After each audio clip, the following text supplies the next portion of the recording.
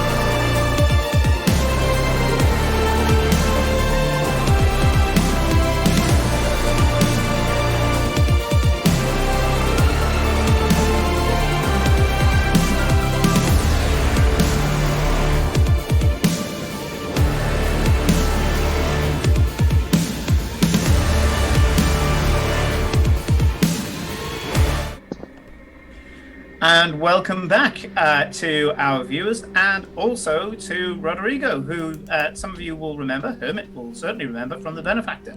Yeah, yes, you're... I'm back by unpopular demand. You didn't ask for me, and here I am. Yeah, it was terrible. We had to call up his work, accuse him of, like sniffing sherbet and things. It was yeah. a whole progressive thing, and so needless to say, he's back, and we're not letting him go. So there we go. I'm back. And welcome, Jordan. Hello, Jordan. So, even though we talked to you earlier, yes, welcome, Jordan. After the, Hello. The 40 minutes or so of withdrawal symptoms. Yes. So, when we last left off, you guys had completed Jerk Chicken. A little bit of a step out for JT's personal storyline. Ooh, are we rolling obligation, by the way? Because it's we will be doing that as well, yeah. So, well, I say that you'll be doing that. Some will be doing that. And for the players, the player document is out of date for obligation. I've got the new one here because I had to slot Rodrigo in as well. Rodrigo, obviously, coming in towards the end of this kind of random one-shots that turned into a campaign through severe Isn't that the case always? re-editing. So Rodrigo's main storyline, personal storyline, isn't going to be deep. It's just going to be referred to. The Google one. But you are going to have an yeah. obligation, which I've kind of chosen, Rodrigo, because it's something that's easy to slip in. Needless to say, with what you do and the number of people that you've interacted with, there may be some people who are not entirely pleased with you. So No, that's reasonable. Yeah. You kind of fed me the sense. obligation as it is, so I was just like, that's an easy one. So, anyway, last session, you guys finished off Jerk Chicken, and you spoke to Head of Acquisitions, Paul Ota, of the ISOS Corporation. He revealed a number of things. Suddenly, kind of almost cathartically, telling you, first of all, that he's a Force sensitive. A kinetic, specifically. Not a very powerful one. He has a certain amount of control over it, though. You saw him kind of juggling small pebbles and then placing them gently into a Japanese sand garden. You saw him throw a chair against the wall. You have a feeling he's more control and less oomph. Certainly not Jedi level force power. He reveals that the people who are hunting him and the Vornskir that they had were part of some sort of elaborate and messy assassination.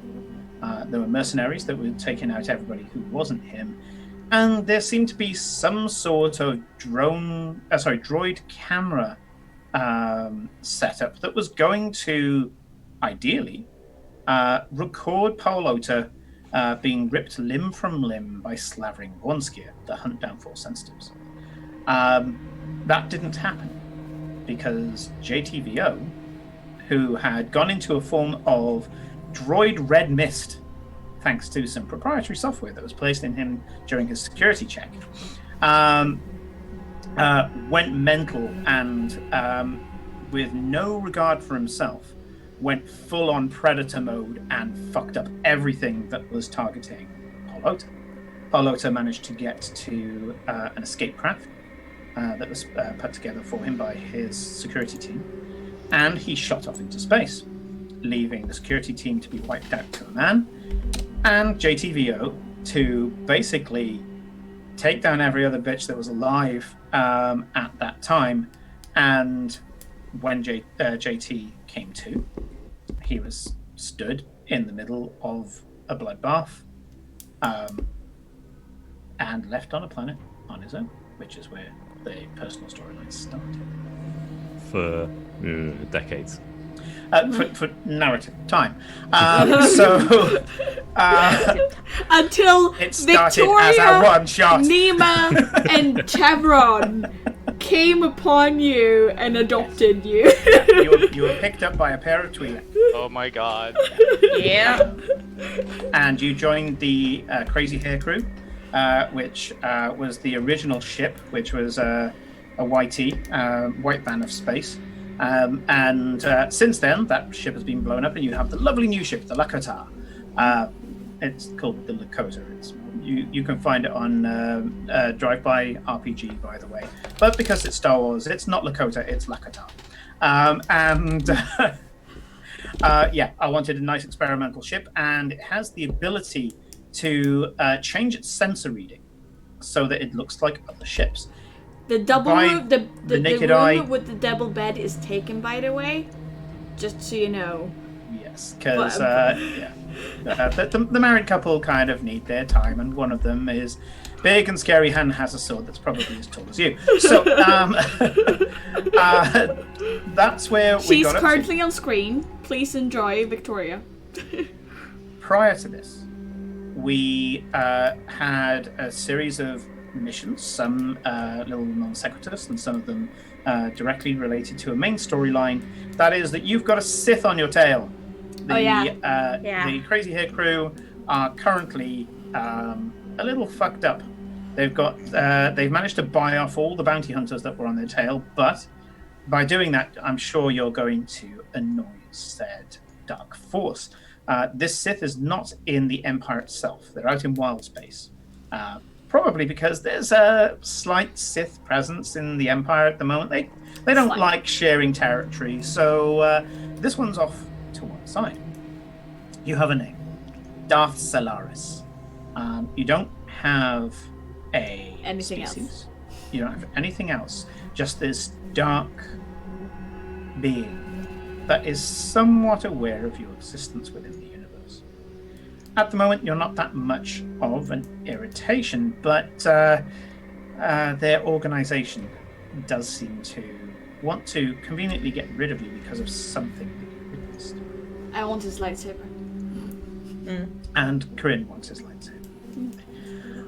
You have hit a number of assets, allies, and clues. You've been told that Darth Solaris is the apprentice, not the master, and is currently trying to kill his master. You know that the cube that you Hello, went to... Snipe. Hello, Snoop. Snoop. Hello, Snipe. You know that the cube that you went to, which was a floating nightclub for the and resort for the rich and shameless, was infected by a drug, Emerald Road, a form of spice that started to distill dark force energy out of anybody who took it by releasing their base urges. And it was for something called the Harvest. Something that you put the clappers on, because thanks to a bowl that you found in a previous JT/Nima mission, you used a bowl that was made by the Gensarai, a bunch of Force practitioners and scholars who are neither light or dark. They kind of use the teachings of both. They seem to be in balance, not like the Grey Jedi, but they seem to take what they need from both sides. And they made this strange bowl, this artifact. You started doing some experimentation with it. You know that it obscures force sense through a certain distance, which covers most of your asteroid base when you place it in the middle of the base, and that could have some use. But the other thing that you noticed is that this dark force energy that was going to be somehow harvested from the celebrities, by using the bowl, you were able to draw the dark force energy into the bowl, and using I can't remember what it is you used to set it alight, but you're actually able to cleanse... The flamethrower on Nima's new shiny gun. Yes. That's right, yes. She just blowtorched it and it set it alight, thereby completely expunging it, sacrificially getting rid of this terrible force energy.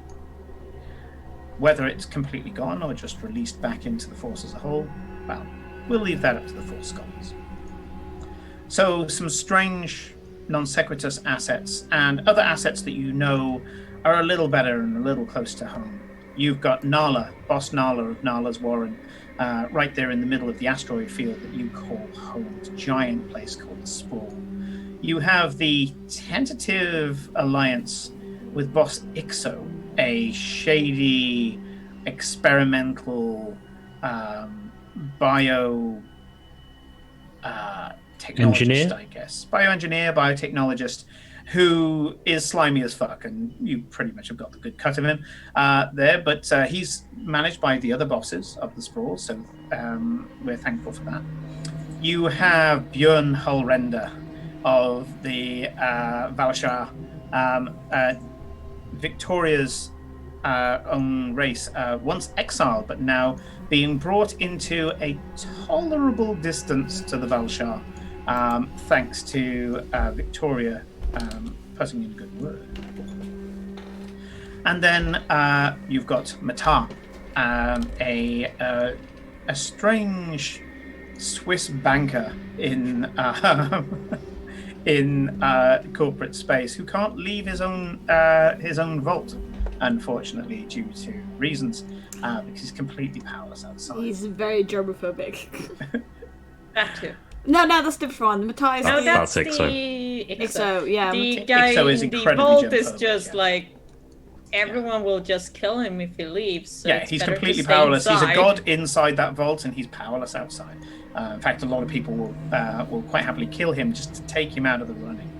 And then finally, as of last mission, you have a tentative boon, I guess, from Paul Ota himself. He believes that he owes JT, and as long as you're not going to ask him to do something directly suicidal, he is in for attacking whoever sent those vaults get after him.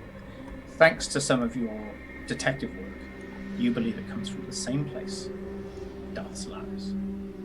So, when we left off last session, you came in to find a small ship.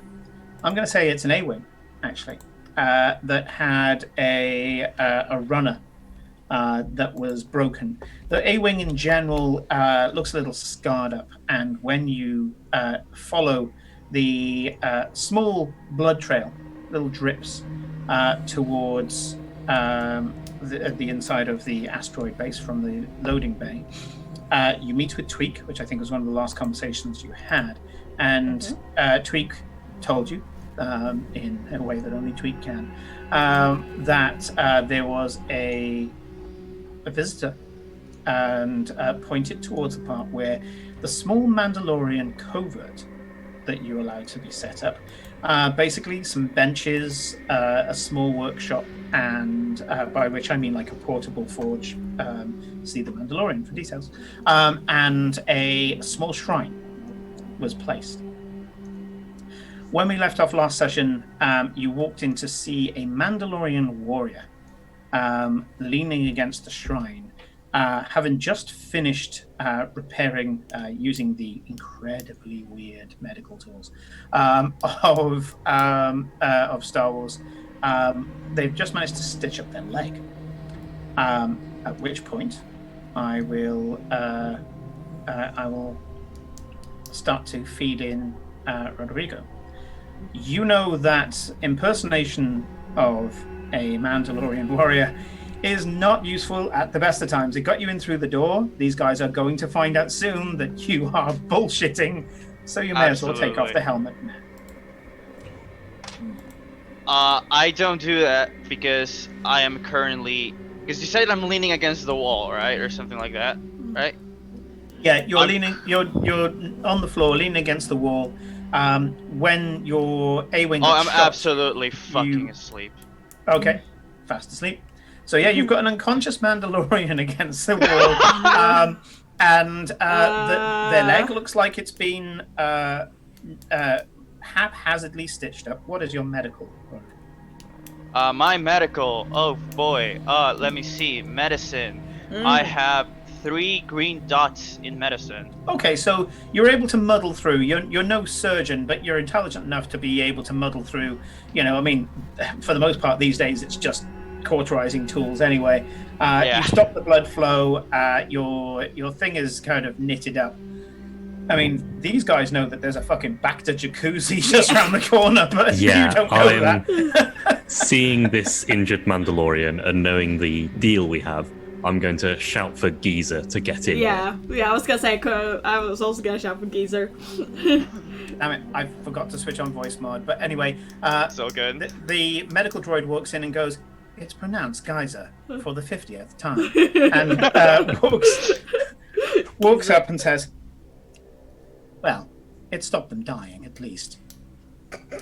Puts the arms underneath and lifts this figure up like a baby in a single fluid motion. I presume that you're going to allow them access to the back of the tank. I'll stand guard. Very well. Do that. If I remember, Mandalorian faith only means that the helmet needs to stay on. I shall disrobe them of everything else. Just naked with a helmet.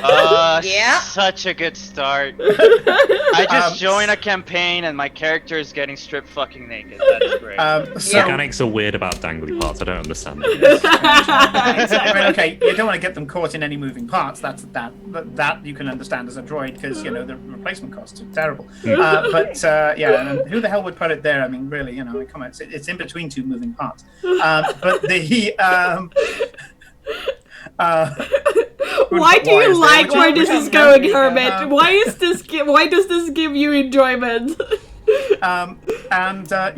It depends on how asleep you are, Grim, but you might be waking up in the middle of a medical Disrobing. droid, and so the one that the freaky looking one with the fucking mask thing on, which is actually a mask they can pull off and put on you, which makes it even freakier for me. I'm sorry. But one of them basically stripping you off. I immediately fucking kick it away and I said, "Oh, you fucking don't!" Untrained. They managed to get like a boot off before you end up kicking them in the face. You appear to be conscious. I'm sorry, I have to state the obvious as part of medical protocol. Your leg has been insufficiently seen to. The back of the tank will do a better job. Right. It smells very, very faintly of chicken. You break him, you pay to fix him. All right. You were referring to them. Oh, don't care about him. I'll do what the scary droid asks me to then. By the way, and you can hear it when he talks. I'm not doing it because I'm terrible at voice acting, but they speak with a British accent that is very not Mandalorian. I'm like, Okay. hmm. So yeah, I think I'm right in saying that British in Star Wars canon is either Naboo or Coruscant. I'm not sure. I don't if care. there's any It's others. British. And It's fucking British. Can I ask for a deception roll against me? Oh, Simon! Oh, Simon. Oh, Ah. Simon died. That was no, Ed is the DM. Give us all the We're stuff. playing Lancer now. Hell yeah! Okay, What do we Ed, need to do to fix this? Ed, turn your camera on and off. And then Rodrigo, turn your camera on and off. Musical Oh, chairs. great. Okay. Yeah, Hmm. there we go. There we We're go. all gone. We're back. Alright, oh wait, crackly, and then I disappeared. I want to ask Rodrigo to make a roll of deception against me. Okay, Please. what? Yeah, you would probably like recognize accent better than us because you're a droid. Yeah, Yeah, we're just like, oh, they speak weirdly. So Okay, I mean, so- you know how I'm built. Like, I'm not good at anything but shooting. So Yeah. I have three yellow dice in deception and Okay. 2 green dice. So that's what I Okay. roll. So roll with no diff, but you're rolling. Would it you're not rolling be deception. Yeah, and would Ed it is not- rolling. Would it Would not? diff not be my skill? You can do it either way, but actually, yeah. Okay, so we'll Here's do the thing. it that way because it's kind of cooler. So I have 2 ranks of convincing demeanor. Convincing demeanor. I remove 1 difficulty per rank of convincing Oh, yeah, you remove demeanor blacks. from deception. You remove black. Yeah. is it Which is blacks not or difficulty. Which Which is, one Oh, does it okay, say? sorry. those are setback It's black. dice. It's black. Yeah. It's black dice. Sorry. Oh, Yeah. black, I that's don't okay. know what I'm doing. That's fine. That's okay. That's Right, fine. that's That's why cool. we're We will explaining. we will chill into this.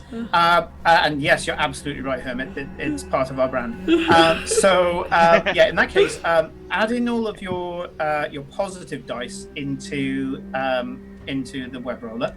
And Ed, can you please give the difficulty, which is your ranks in discipline? Yes. Discipline. So, yeah. So it is 1 red and 1 purple. Yeah, so Oh, your okay. deception goes off your cunning, and then Yeah, they've got it. They've got what you call sheet, an automated sheet. So Yeah. that's how Rodrigo was able to give us the positive dice. They already Yeah. knew. Yeah, so if you're so do you have 5 in cunning then? Yeah, I have 5 in cunning and I Yeah. have 3 ranks in deception. There we go. Learning a Cunning lot. as a fox that went to Cunningham University. All right, so do I roll now? I already. Yep, just press roll. Okay. Okay. Cool. Yeah. Needless to say, you are Okay. completely taken in, JT. Yeah, as British as fucking Obi-Wan. Yeah, not that Yeah. British, but anyway. Yeah, it convinces a lot of people. So, I Hello will say there. then, this is Hello there. as this is technically not part of your covert.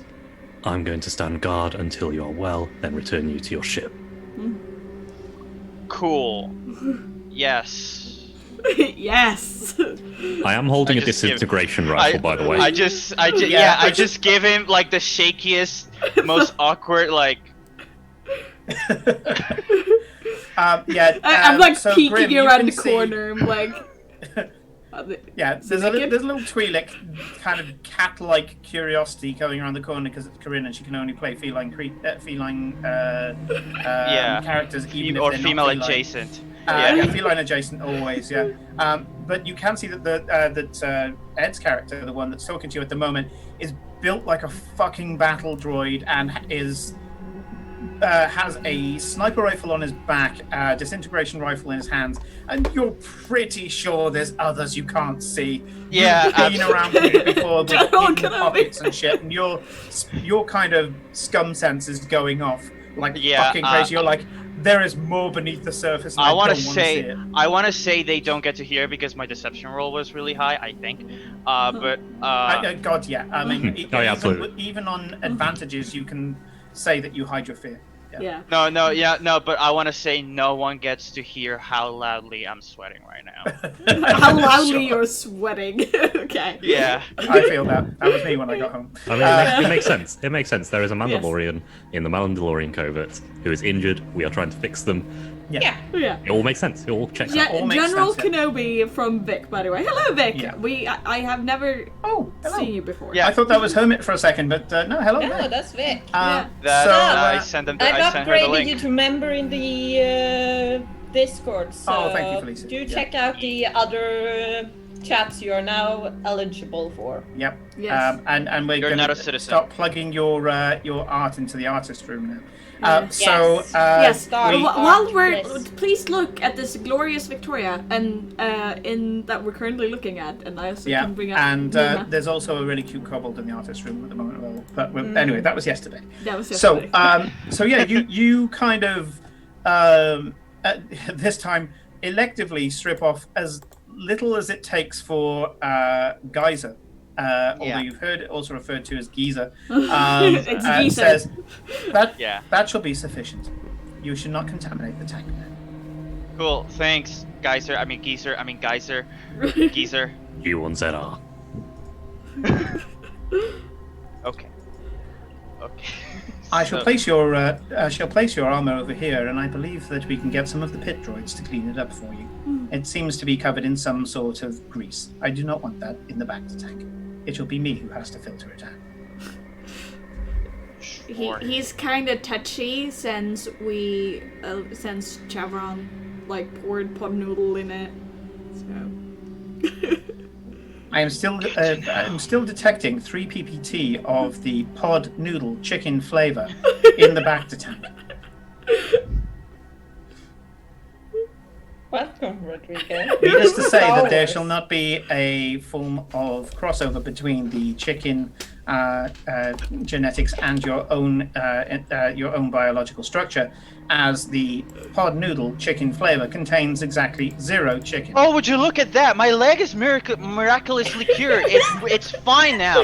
Can I Your go? assessment is incorrect. Please get inside the back of the tank. Can I not roll deception for that? No, not on the Okay. medical Trying to droid. deceive a medical droid that you're worse. That would be that you're hilarious. better. That would be hilarious. Yeah. Geyser is as stiff as they come.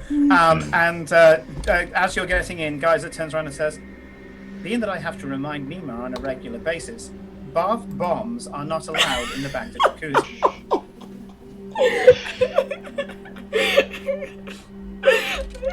Nigma only did it because Victoria said it would be funny. I said that the first time, but not the following times. Back the tank fluid and bath bombs have a plasticizing effect. Polymerization occurs during the foam, which means that we have to break it down by incineration. And you get into the back to tank. You can already feel that there's a kind of tickling on the wound, and you can't remember the last time that you've seen a back to tank this fucking big. You're like, these guys are hiding out, and they've got this. Yeah. You can see, other than that, the asteroid itself is a bit discombobulated. You're seeing things that are clearly really, really expensive, and yet they haven't really decorated. It's still Already thinking about how I can hold this shit away. the biggest thing, of course, was when you first came in here and you saw the experimental ship. Yeah. The ship itself is probably one of a kind. You could probably name your own price, but you also know when you're beat. The technology in that ship would probably beat you hands down. But there's potentially some quick wins here. If you saw some things that just don't seem to make sense. They have like regular fucking air cleaning units going all the way throughout it all, and yet the gaming table they have is like top of the fucking range. Yeah. This is old Chevron's fault, by Yeah. the way. Their communications array is taped together with the equivalent of gaffer tape. However, they've got a full fucking hollow high def at least they got the pleasure priorities straight. projector. Yeah. Yes.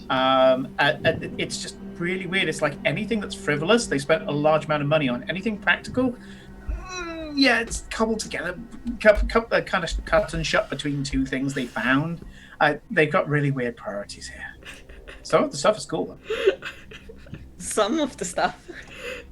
Yeah.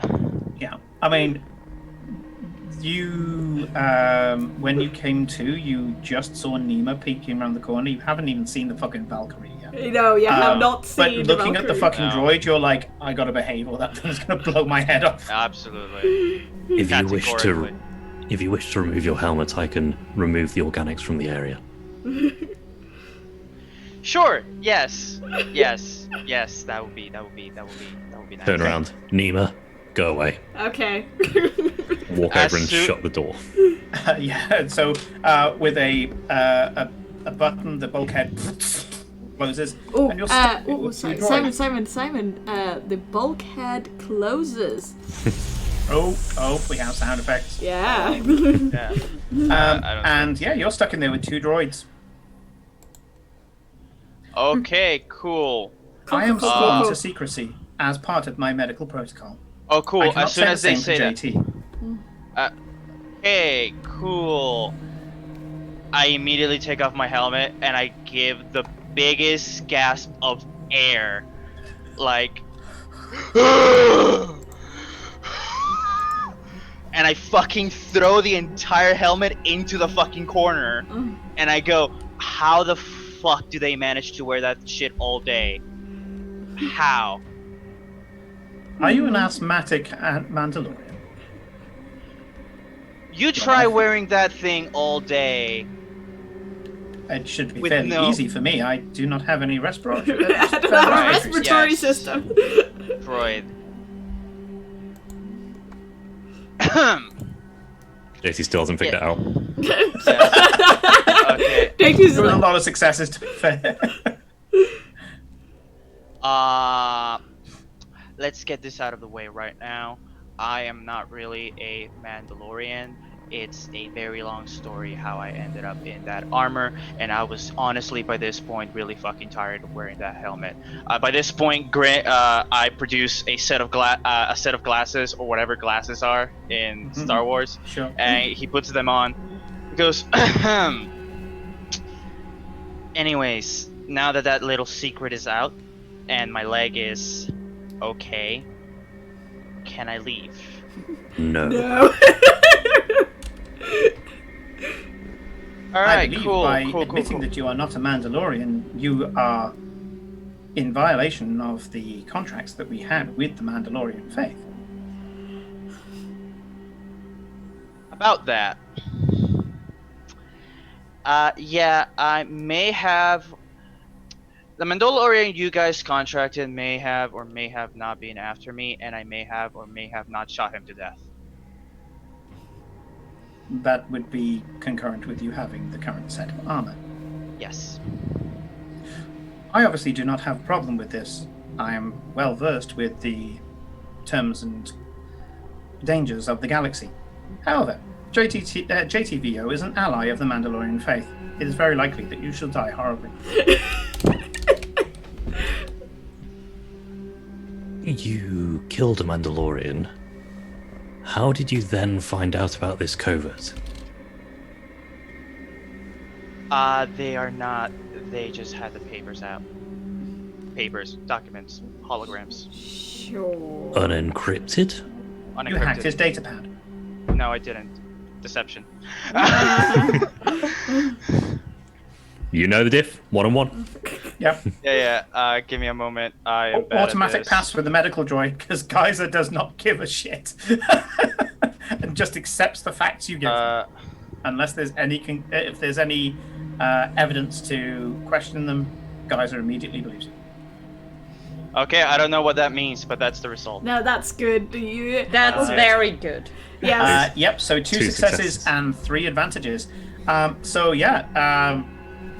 JT, you believe them, and there seems to be clearly, and the advantages are that you're giving this person the benefit of the doubt that they may have had a good reason to fight said Mandalorian. Some Mandalorians aren't that great. I will say, give me 2 good reasons I shouldn't pull this trigger here right now. You'll contaminate I the know Bacta people. tank. Not you, G1Z3R.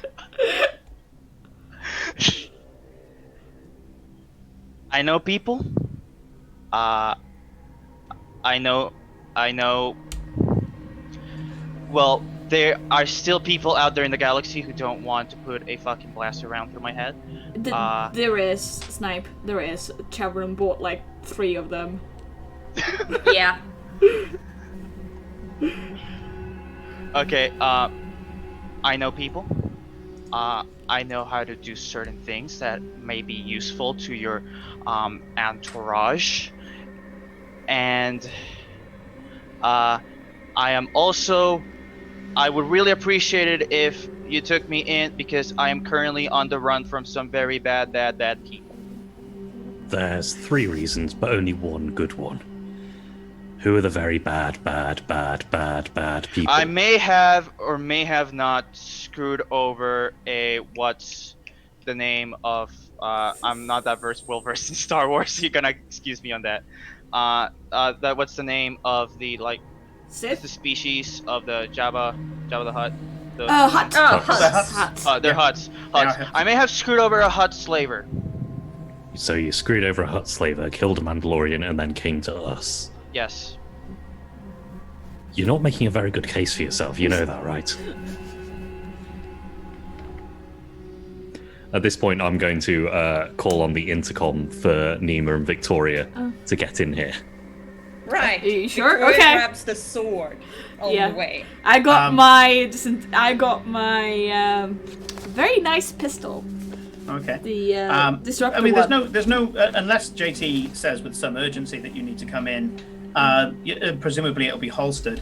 Yeah. The JT sends the unlock code to the bulkhead, and it shoots open in a way that only Star Wars doors can. That is, if they have a malfunction, they're going to kill a bitch. Yeah, pretty much. A reminder for Rodrigo. That is my lovely Victoria. Yeah, I I was just remember. about to I remember. describe I see as- her art all the time. Yeah. As 2 women walk in, one of them is petite Twi'lek, good looking, kind of a nice smile, even when she's unsure whether or not she should be smiling. Just a general disarming demeanor. And she's got...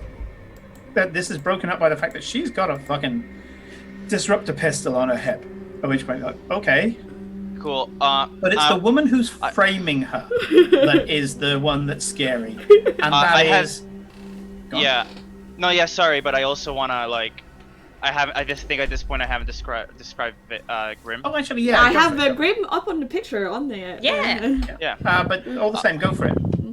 But yeah, Grim, you can see in the bulky Mandalorian armor is someone that looks less like they look less like someone who did all the things they just say they did. Shut up a Mandalorian, fucked over a Hutt slaver, and somehow found their way here. They look more like an accountant. They look like a more really jobs. boring accountant. Like, what are Like- you doing here? Yeah, exactly. They look like an accountant. They look bumbling, right? The one thing that does give them away, apart from the fact that they use glasses, is that on their long hair they have like this one like skunk stripe running across the hair, right? And right now you can see like a bunch of sweat beads going down their face. Also, of course, like almost all my characters, Latin skin color, right? Obviously. Yeah, and he's like hold on, just like he's like right now, like just hold on.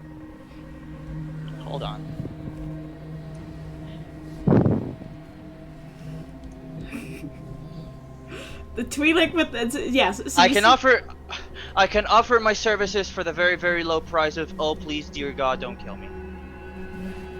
You know how much shit you've landed yourself in. Are we supposed to be looking Every day at of this my life. guy? Sweetheart, he is not a Mandalorian. Just look at him. Oh yeah. Yeah. Wait, sorry, just to as I answer say, JT, Victoria every is single framing Nima. She's she's close to 7 foot tall, probably scratching 7 foot tall. you are almost convinced that she's been body modded to add those extra muscles. Right. And I'm the pretty sword, sure those are not natural. and the sword that she's got, which is quite clearly a vibroblade, the material on the vibroblade is very clear, is anime level ridiculous. Yeah. Yeah, no, gotcha. Right. So yeah, again, just to answer JT, every single day of my life. Yes, we got Nima and Victoria in the Legends of Sprawl chat for really good to look at as well. Yeah, Because yeah, I yeah. can't show will- the big Can't see pictures. it. Yeah. I No, will no, it's turn- okay. I love him. Yes. Go on. Go on, Ed. I will turn to Victoria and say, should I shoot him? Let's hear what he has to say. You got some And balls let them coming get out in of the here. back to tank. Yes. Let's shut up. Fine, Geezer. We'll take him outside when we shoot him. I'm going to You can go see and get Geezer some is already getting like the hot tub cover to put over the back to tank. Apparently, single priority now is not having to spend another 8 hours filtering every milliliter of the tank. I'm going to go get some spare slap cuffs because I'm sure we kept some for it Yeah. behind. Oh, you've got a few. I have Magna cups in my back pocket in case they're needed. Actually pop out of the armor, which, Yeah. by the way, looks very similar to the armor you're wearing. Oh yeah. Well, not wearing. Only missing the helmet. Yeah. Yeah, you can see Please. that there's a kind of a headband that only goes around the back of her head because she hasn't got it engaged. Because who has it engaged when they're at home? But yeah, so instead of a helmet, she's just got this band that goes around the back of her head. I will suggest over chat to the two. We've got one of the back rooms we've never really used. We can take him there, and it won't be too messy if it all goes wrong. Sounds good. That's my charging port. We'll clean it. It's fine. You watch as the most blinged out fucking R unit just rolls by, turns He's their head. black with gold accents, okay? Yeah. Yeah. Sorry, no, go ahead. It's like a fucking casino droid. Anyway, but it seems to have a backpack on. It's the first R unit you've ever seen with a backpack. Yes. Yeah. Backpack. Work on it. But yeah, don't mind X4. I just thought I'd throw that in. So, Victoria, do you have those Magna cuffs on you? She always does. For several And reasons. I pull them out of my armor, just like, Yep. here you go. And I will cuff the new person. Sure. Are you fighting back, or are you just accepting it No, for the no, moment? no, Okay, no. good. This is just another Tuesday.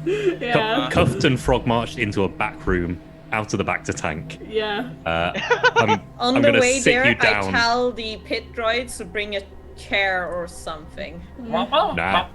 I'm sitting down on a cardboard box. Oh, Cardboard box yeah. opposite with the Mandalorian helmet staring.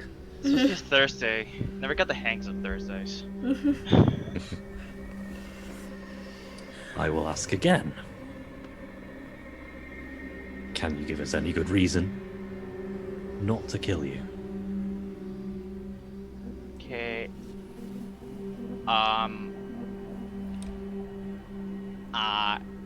Let's start easy. Do you know who we are? Absolutely fucking not. Good start. Then why did you think it would be a good idea to come to Inside check. our base? Inside check, please. Yeah, that's a perception check. Ooh. Diff 2 because they're telling the truth. Yeah. Yes. Do. Yeah. Yes. It's the Sure, answer. yeah. It's really funny. This is the one time me and my character are like on the exactly same page, but neither of us know what the fuck we're doing. Yes. That's good. That's good. Yeah. JT will scratch into the wall a little cross thing. He's telling One the side truth. one side that says kill him, one side that says don't kill him. There's a line in don't kill him. Yes. That's one. Okay. Yes. I mean, as an accountant, you should be good at screwing people over. You're very correct, Hermit. Yes. He's telling the truth, by the way. Do you Always know, good to know. where you are? I know that I'm in a place somewhere. I know the name of the place. Imagine the things that I got from that one Mandalorian. I fucking. You don't know the name shot. of the place because it has no name. Okay, you, gotcha. you know the name of the area is what you mean. You know Oh, this yeah, is yeah, roughly yeah. called the Sprawl. You also know that half of the fucking bangs on your A-wing is because, holy fuck, who the hell lives in a fucking place like this? You were Right. dodging like Asteroids. asteroids. The big ones were the easy ones. It's the fucking football-sized ones that you don't see Yeah. till last minute where you're there. Yeah, you're kind of not relishing flying out of here. Line in the kill him column. Can you remember the coordinates for this particular asteroid? No. I rolled Line in the deception. don't kill him.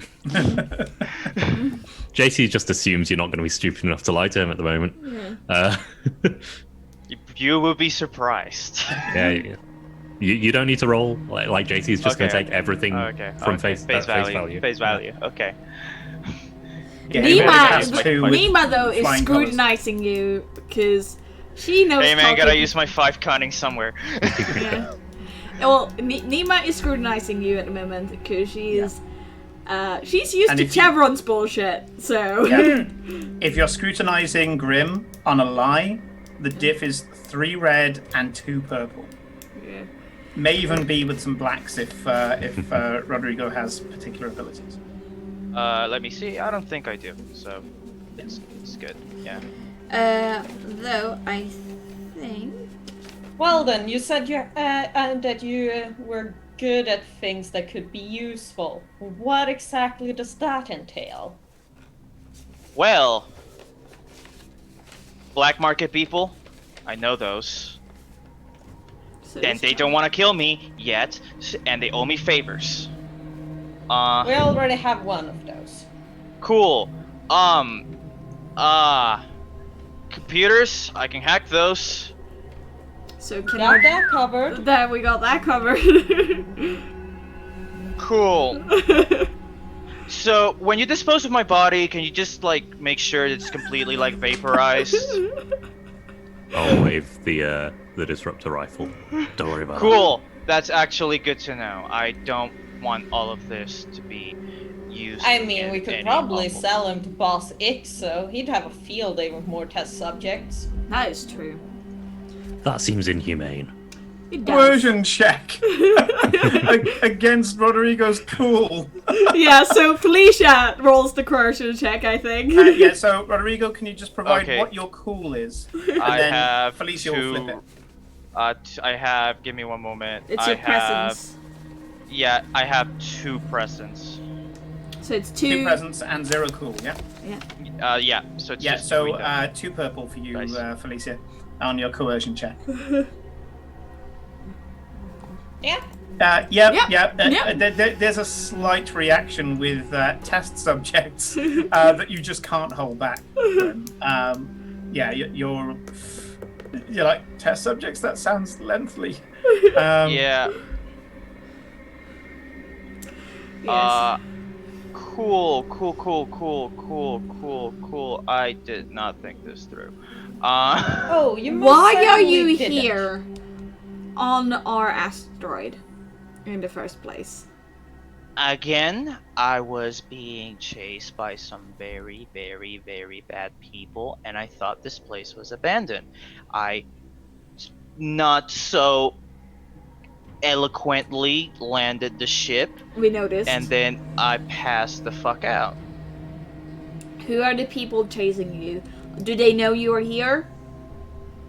For your, as far as you're aware, Grim, the people who are chasing you currently are the Huts, Compnor, and Boss. So yeah. So It's reaction. you may not want to release you may not want to release all of that. So even though Ed is reacting, JT thankfully won't Yeah. the huts, Compnor, which is basically the Hey kind of baby, like I'm the most wanted accountant in this side of the galaxy. Compnor are Do you basically say that? No, I the- don't. the kind of This is Rodrigo speaking. evangelizing kind of SS police of the Empire. And then the boss are actually a neutral group. They're the Bureau of Ships and Services. They're kind of neutral throughout the galaxy. They're responsible for the transponder code system by which you can identify all ships. Largely because of some fraud that you did a little while back. That I mean, which the boss kind of, don't really like well, us you almost either. stole a capital ship out of it. So Yeah. it was When Nima asked me like if they know if I'm here, I go, good question. Is there like a window? Like, no, this is Rodrigo speaking. Is there a window in the where I am? Or is it like No, we're just in a this is asteroid. It looks subterranean. The asteroid Hmm. pretty much is it's big enough to house a small facility with nice thick fucking walls all the way around Gotcha. it. So it can take a beating. Should Right. it do, but the main thing is that it's nondescript. It took you a while to get this, which is why your A-wing was so banged up. Even with the coordinates, this thing fucking drifts. Yeah. So I go, I don't think so, and I tried, and I do the motion where I tried to like look out the window, then I realized there's no window, so I just sit the fuck down, back down, right? Like, I shouldn't, don't think so. Not the last time I checked, which was, when I passed out a while ago.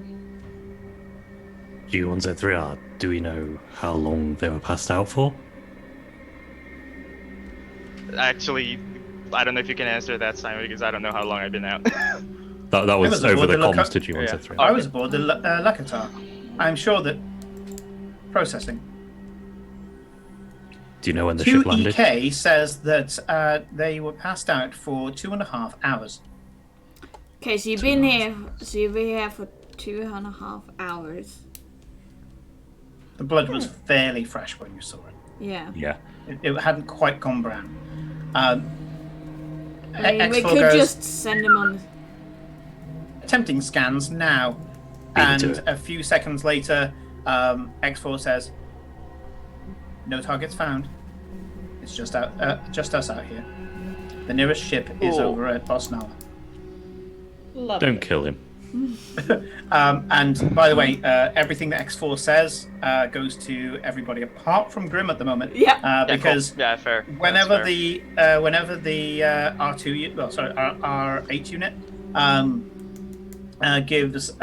starts chirping, you notice that just on muscle reflex, the two girls tap the side of their head, and a holographic visor goes across them, and there's clearly some Fancy. text there that only they can see. Mhm. Obviously, JTVO just translates it in their droid brain. So, yeah. So spontaneously, JT just put another another scratch in the "Don't kill you." I would settle for getting out of here in one piece. This sounds like a business transaction. Oh, I'm good at business. I mean, you suddenly looked the part. I get that all the time. How did you kill a Mandalorian? I mean, you're not exactly like gestures Well- at the entirety of you. That's fair. That's reasonable. Wouldn't you like to know? Well, you better start talking unless you want us to like throw you out there. like- Reasonable. Have a nice day. Well, this is more me, Rodrigo, that I didn't think this through. Yeah, sorry. Probably, I want to say Graham probably tells the tale of how they caught one unawares or something like that, and then just fucking, in a scuffle, managed to disarm them and fucking shut them to ribbons. from the story that you get, and you don't have to spin the entire story. You just tell the rough details. And role playing by the seat of my pants. Okay. Oh yeah, the characters get the full story, but Rodrigo just has to say, "Oh yeah, this is roughly the bullet points of the story." So what you guys get from this is that Grimm seemed to spot an opportunity and just milk it for all it's worth. It was just a moment, caught the Mandalorian with the trousers down, and that was it. They used the opportunity to take up the Mandalorian, and that was it. Mighty warrior taken down. By the sounds of the story, the Mandalorian was a bounty hunter. So, perfectly reasonable trade for a Mandalorian, but it does mean that sometimes that they are set against people who could even be your friends. Seems like a bit of a fair fight, actually. Well, an unfair fight that the lesser person won. Okay. Or at least the least military trained person won. And by the way, because I know like Neo is scrutinizing me at this moment, 0 lies. Yeah.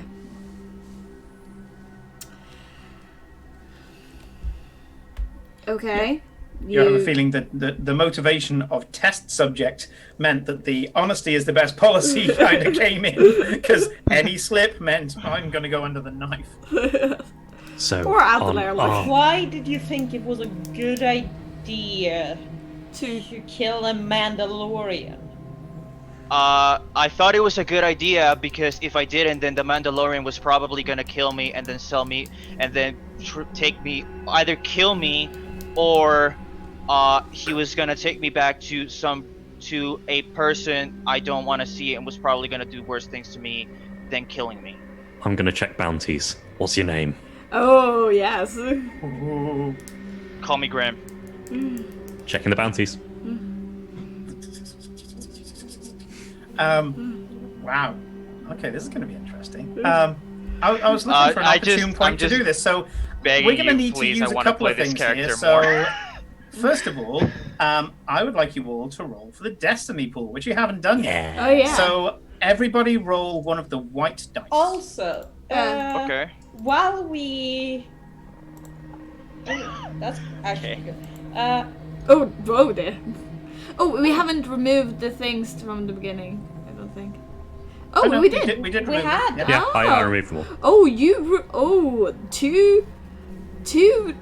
Oh yeah, there's a lot of Destiny pool now. So for Rodrigo's benefit and anybody else who's watching, the icons that have now appeared on the HUD for Chaotic Neutral, you can see some of them are what are those, alliance symbols, and alliance kind of symbols, and the other ones are red symbols. Empire. I can spend the dark symbols by flipping one over to a light side to either upgrade a difficulty, upgrade a dice roll against them, or I can change the story so that it becomes worse in some way. Because However, Simon loves they us. can do the same thing. I can tell.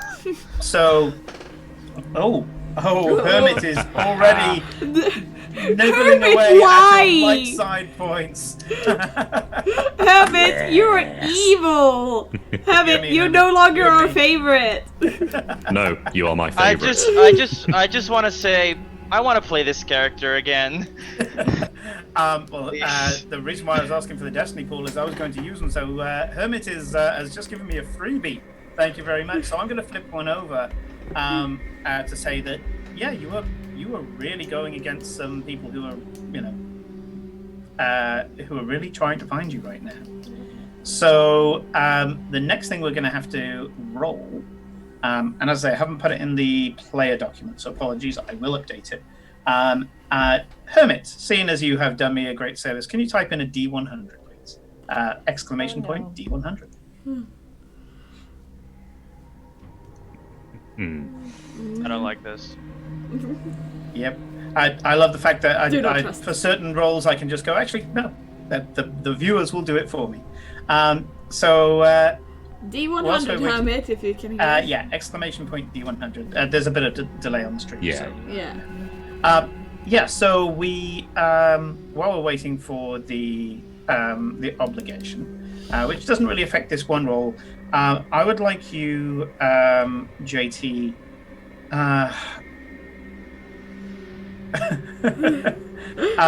It doesn't cost any points. Oh, there we go.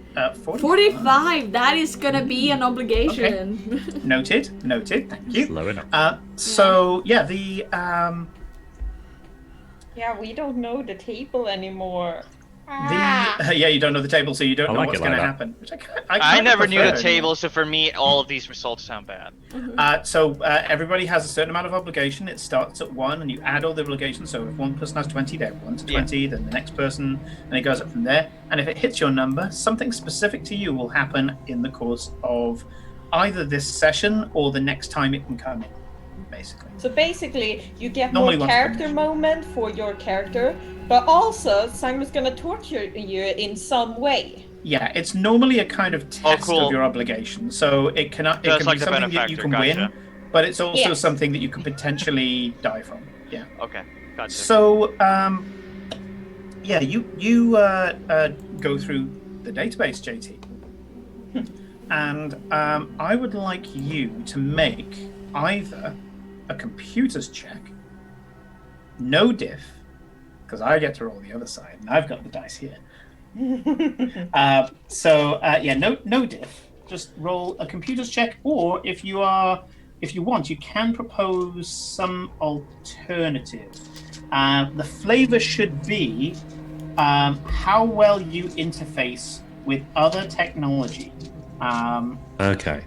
So, but it's doing it without being noticed. Okay, so would a streetwise work for this? Yeah, that's actually a really good one.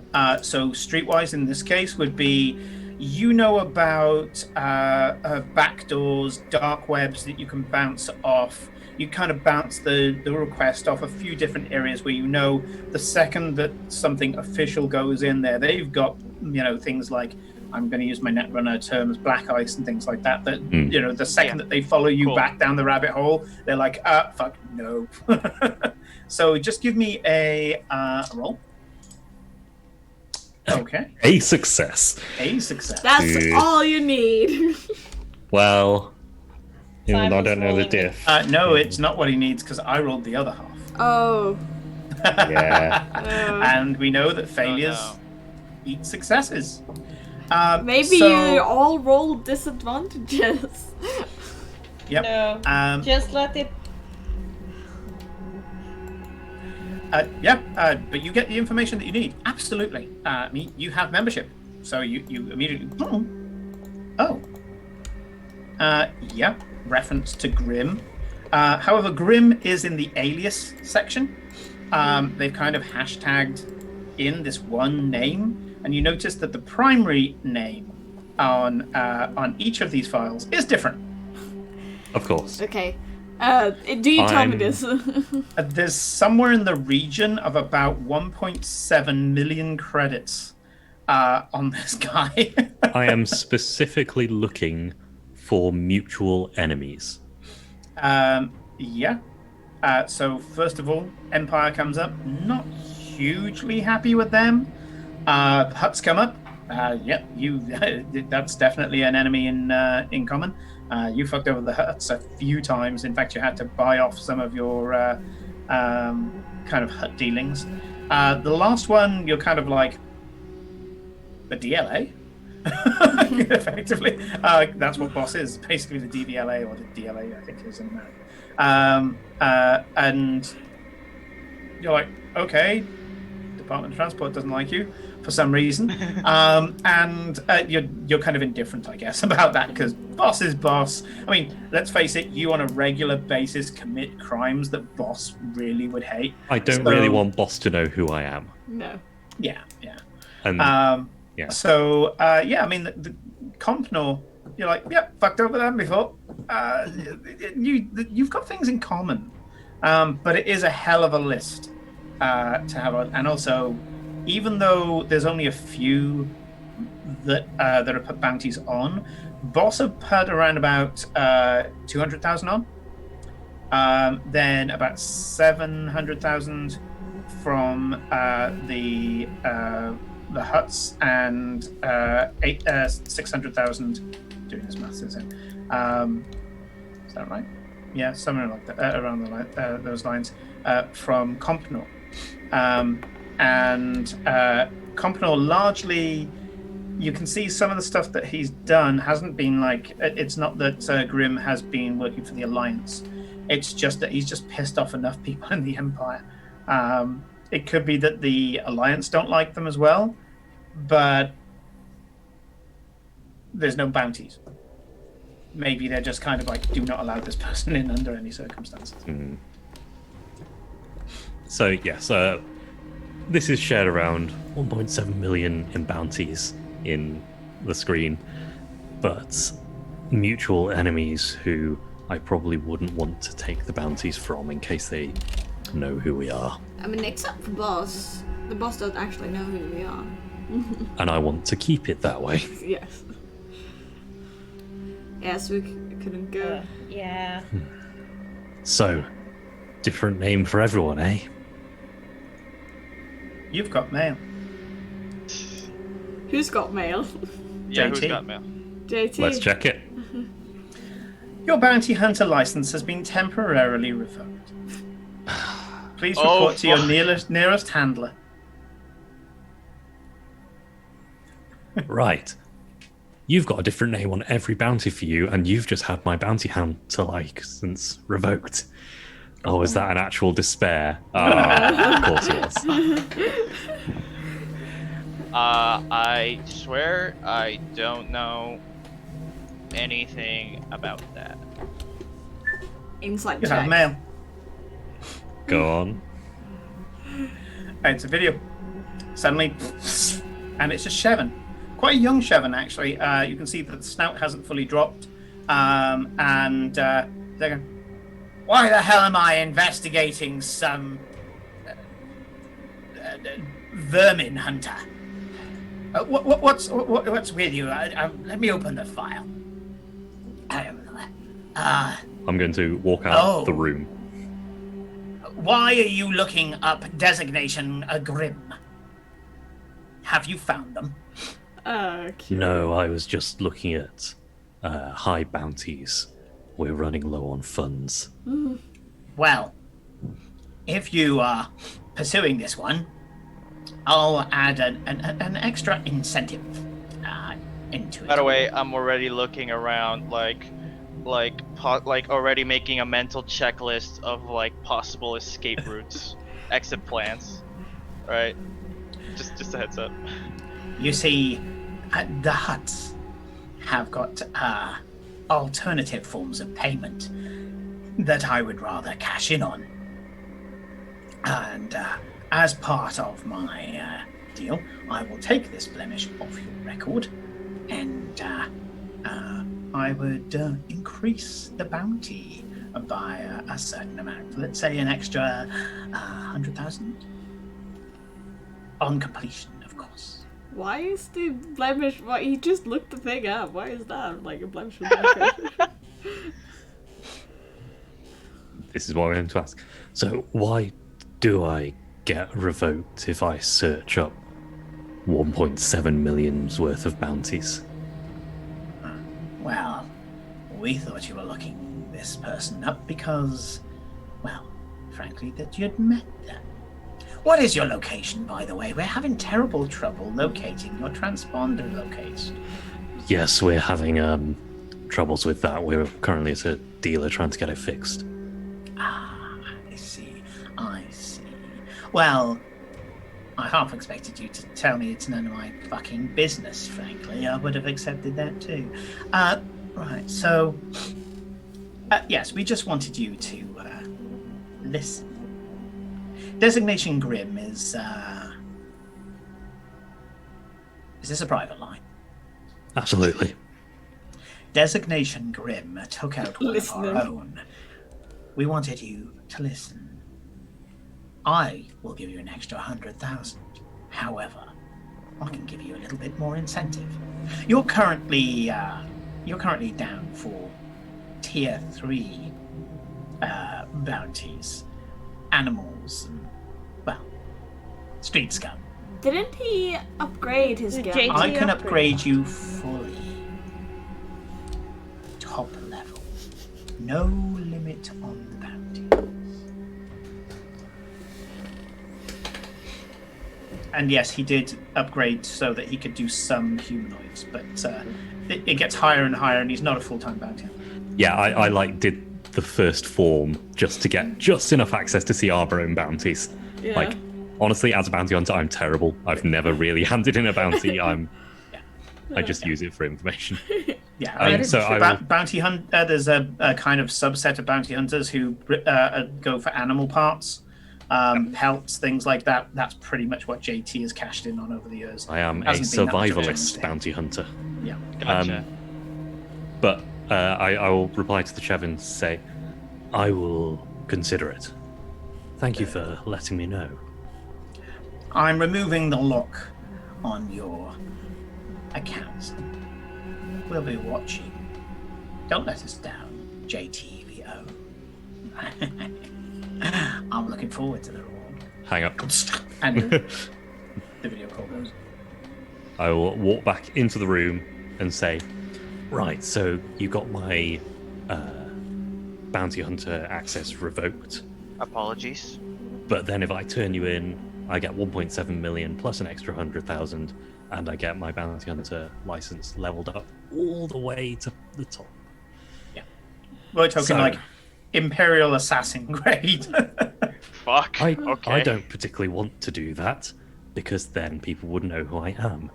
It's bad enough that that bloody Chevin knew who I was. I was staying under the radar. So I don't want to hand you in. I would prefer not to hand you in fact. In real terms, JTVO has just got an extra Sorry. 5 obligation of suspect Fuck. bounty hunter. Oh my god. Also, sorry, I do need to take care of something really quickly because my cat is being a bit of an asshole. I'll be right back. No I problem. heard Kitty! kitty. Cat tax Bring is cat. always acceptable. Kitty, Yeah. I can see it. Oh, it looks like this. Beautiful. I will Precious. pass around the information to Nima and Victoria and say, so what should we do? Because we can't hand him in for the money now. I mean, we could throw him out there, look. Airlock could work. Or perhaps we can put him to better use. I Did mean, manage to kill a Mandalorian. He did. We could take him for a test drive. We've been looking for someone to take over for Chevron now that he's Hey. busy with his club. I don't want people to find me. You clearly don't want people to find you. Oh, this was all Maybe in we can- chat. This was all in Okay, text sorry. speech. Yeah. Okay, sorry. So you do notice that, Nima is playing on a phone and JT's just staring into space, and you're just kind of like, what the fuck's going All on? right, sorry. I thought this was There shit is I was a- overhearing. Okay, There's a sorry. little chime going off. It seems to be in the mess area. what does he say? well. If you bring it to any of your comm links, it says that Boss Ixo is calling the asteroid shit. through Boss Nala. So he doesn't know exactly where it is. He knows that you're somewhere in the sprawl, but he knows to call. Basically, he calls you by calling a Nala number. It's like you living in France, but you to get to you have to call an Italian number. Yeah. I go. I essentially tell the other guys, watch him, and I go and take the call. Nima. You can see this Gran there with this huge grin on his face, the 3 eyes kind of looking straight at the screen. How are you all? Very good, thank you very much. What is the how do I owe the pleasure? Well, I carried on pursuing this this interesting specimen that you gave. Oh, the Emerald Road. Emerald Yes, the Emerald Road. And I believe there may be some link between another specimen that a group of people brought in. Oh, what? I believe that there's somebody playing the field, my field very specifically. Oh, I would like to put a general heads up. I've been sending it out everywhere, but of course, you brought me one of the samples. So I think it's best to give it to you. that drug and the sample that I got given, a biological sample, you understand, had the same signature marks. The sample was biotic in nature, some device attached to it, but the device had the same kind of maker's marks, something that only a protein chemist would understand. The same kinds of procedures, the same kind of reagents to make it. The two were the same. I believe that there is somebody out there who is making themselves known and putting their somewhat questionable genius to use. I would like to know more about these people. I do believe that their work is cavalier. That's not to say shoddy. There's talent, no doubt about that. But they don't seem to care much for the consequences. I like my work to be kept behind closed doors. It's so much easier to control the outcome and, well, stem any unforeseen circumstances. This person, however, is happy to be loud and proud, as we've seen by where they got the Emerald Road from. And so it's going to start putting, well, let's just say, open-minded experimental biologists like myself into disrepute. And I would hate to be investigated when it's somebody else's work. That's not to say that my work isn't perfectly legit, but I stay in Sprawl so that I get my academic freedom. Anything that you can get so that I can start tracking down this person even more, I would be very grateful. I can give you some indication. I have some biotic markers that seem to come from some of the samples that I have managed to get from wild space. Basically, if you were to leave Imperial space, kind of adjacent to the Sprawl, going by the way of Botha, if you were going from the... both way, if you're going from the Imperial,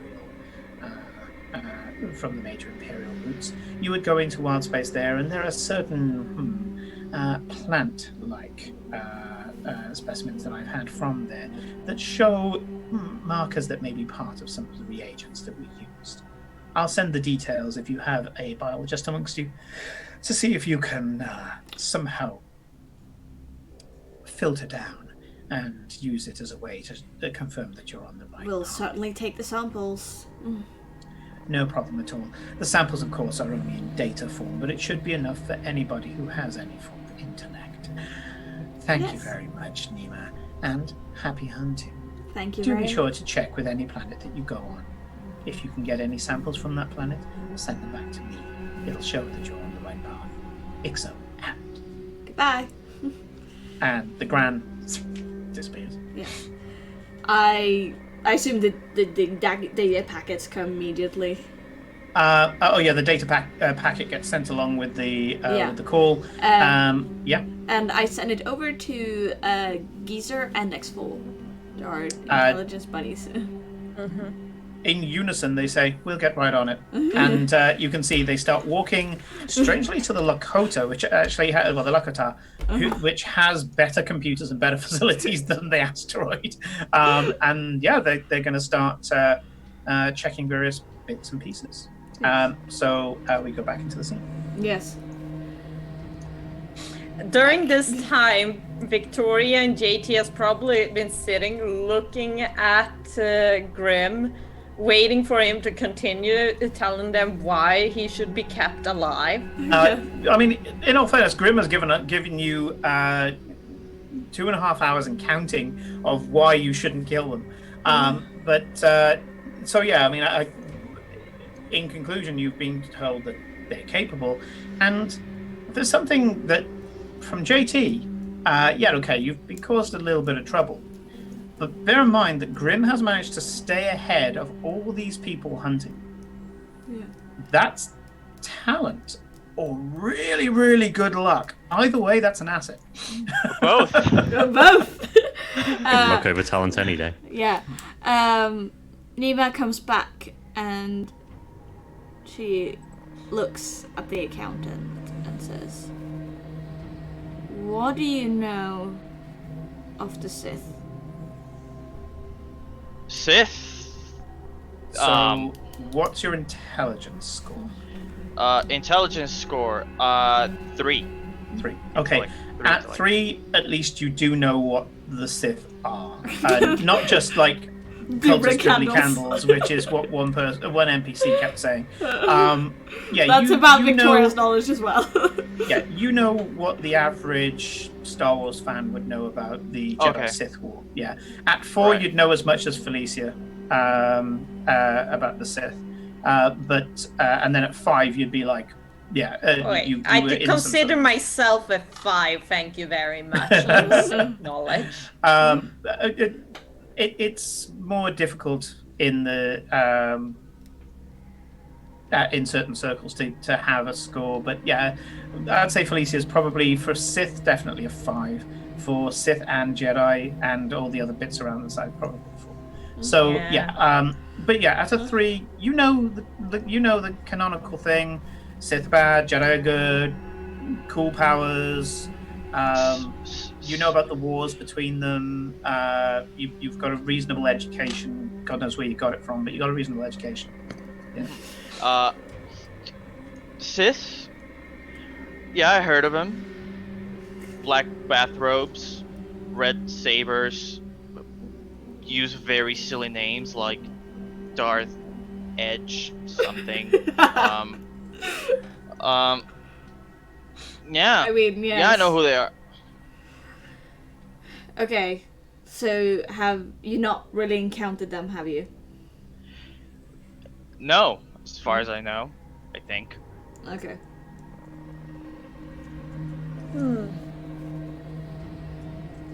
Why? Well, let's change that then, shall we? Okay. By the way, try and screw us over, and you're dead. But I'll let Wouldn't- you live for now. Wouldn't dream of We it. need another hand. Cool. So can I just like pull on the cufflink like it's Simon! Alright, carry on. it's starting to become a little sore, yeah. Oh, it's supposed to. Those are the Oh, cool. highest grade you can non-legally get.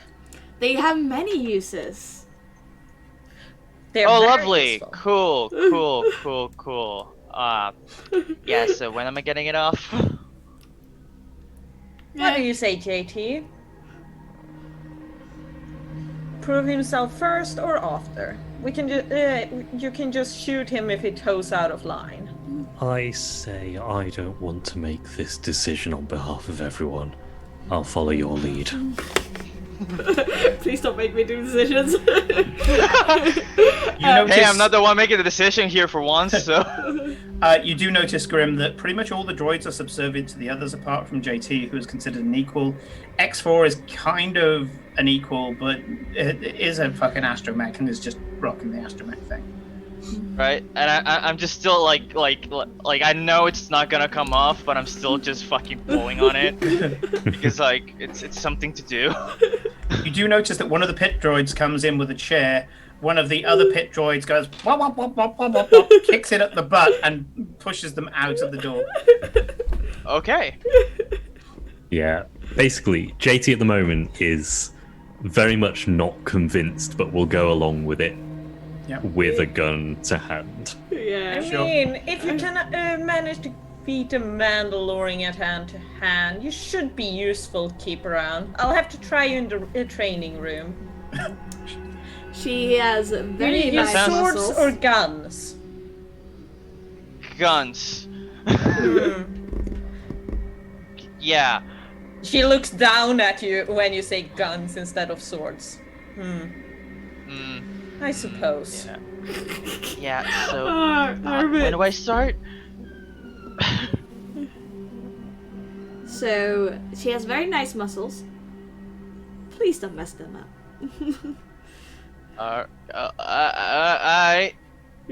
Cool. At that, she basically holds you up. X4 says, "Am I taking these bloody things off or what?" Yes. Yes. You watch as the backpack on the back of the R8 droid unfolds to two really large arms, like gorilla-like arms, and undoes the magna cuffs and throws them over the back.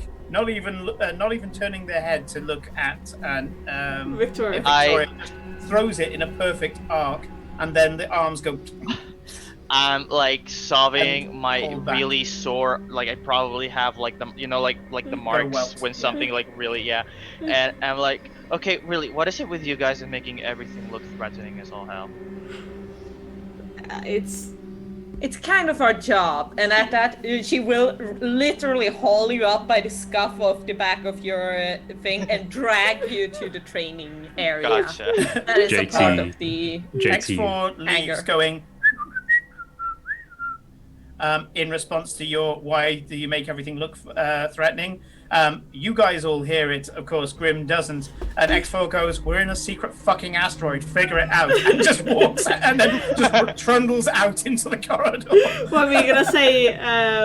JT just turns on his heel in disgust and leaves. Like he is gone for a bit. Yeah. Well, Nima's gonna. She knows that. Also, before she lets Grim go with Victoria, she searches him thoroughly. Well, he's already stripped. I was gonna assume you went to check on his clothes while I'm dragging him Yeah. to Check the the training Mandalorian area. armor. This is reasonable Mandalorian armor. Nima hasn't got the wherewithal to know Beskar Steel from anything else.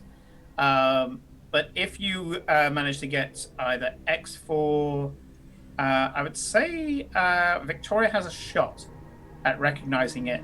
There may be some Beskar Steel. Well, what I'm specifically looking for is any weapons, and I'm taking them off him. 2 heavy blasters, custom made. Yeah, I take them. Okay. And I was Sure. like, So they I'm are gonna currently give them to JT to in the play around sin bin. with. Yep.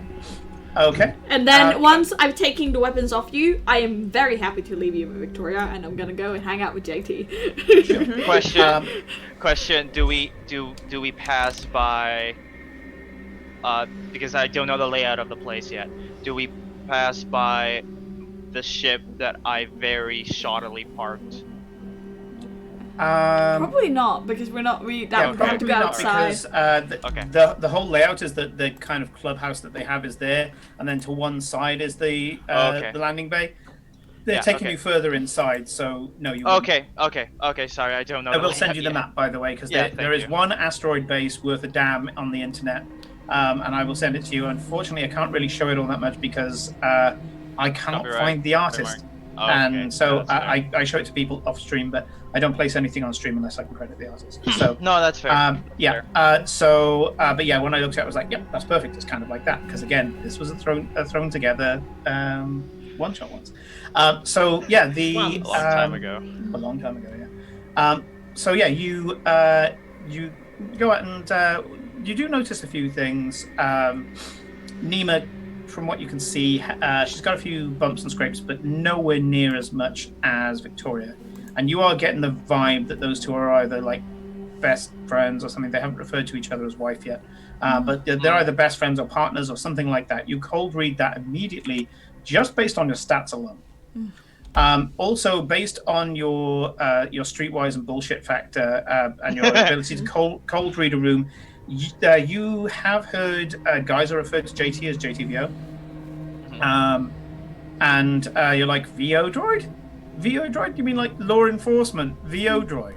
And looking at JT, there is nothing left of the old LEVO. Except for like a bit of the face, maybe. Yeah, most of the head is the same. The head is roughly the same. But even then, all of the ocular suite has been replaced. So, yeah. It's you're just... like, are those arms from an IG model? And it seems to be that everything's been fucking upgraded. Yeah, like, I think I let out oh, that makes sense. Like... Yeah. Okay, so we are going to take a 10-minute break because it Yeah, I is was gonna 9:30, so that's bio break time. So Yeah. everybody get up, stretch your legs if you have legs, and if not, stretch your wings or whatever you've got. We will be back in about 10 minutes' time, refreshed and ready to carry on with Star Trek. Star Trek. Star Trek. Trail. Star Trail. Trail. Star Trail thing. Okay. We're gonna make a lot of people angry. Yeah. Okay. Be right back. Be right back.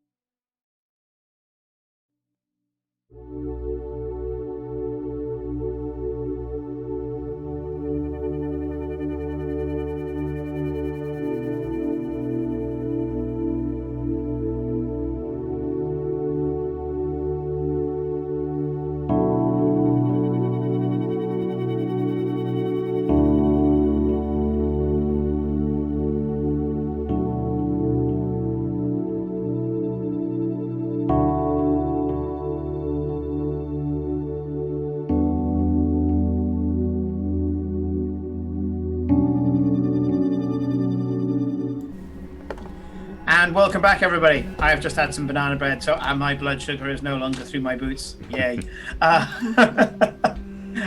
So yes, you are now going into what is effectively the big rec room in the asteroid base. You've been given a little bit of a nudge by Ixo, who of course Grim has no idea who that is.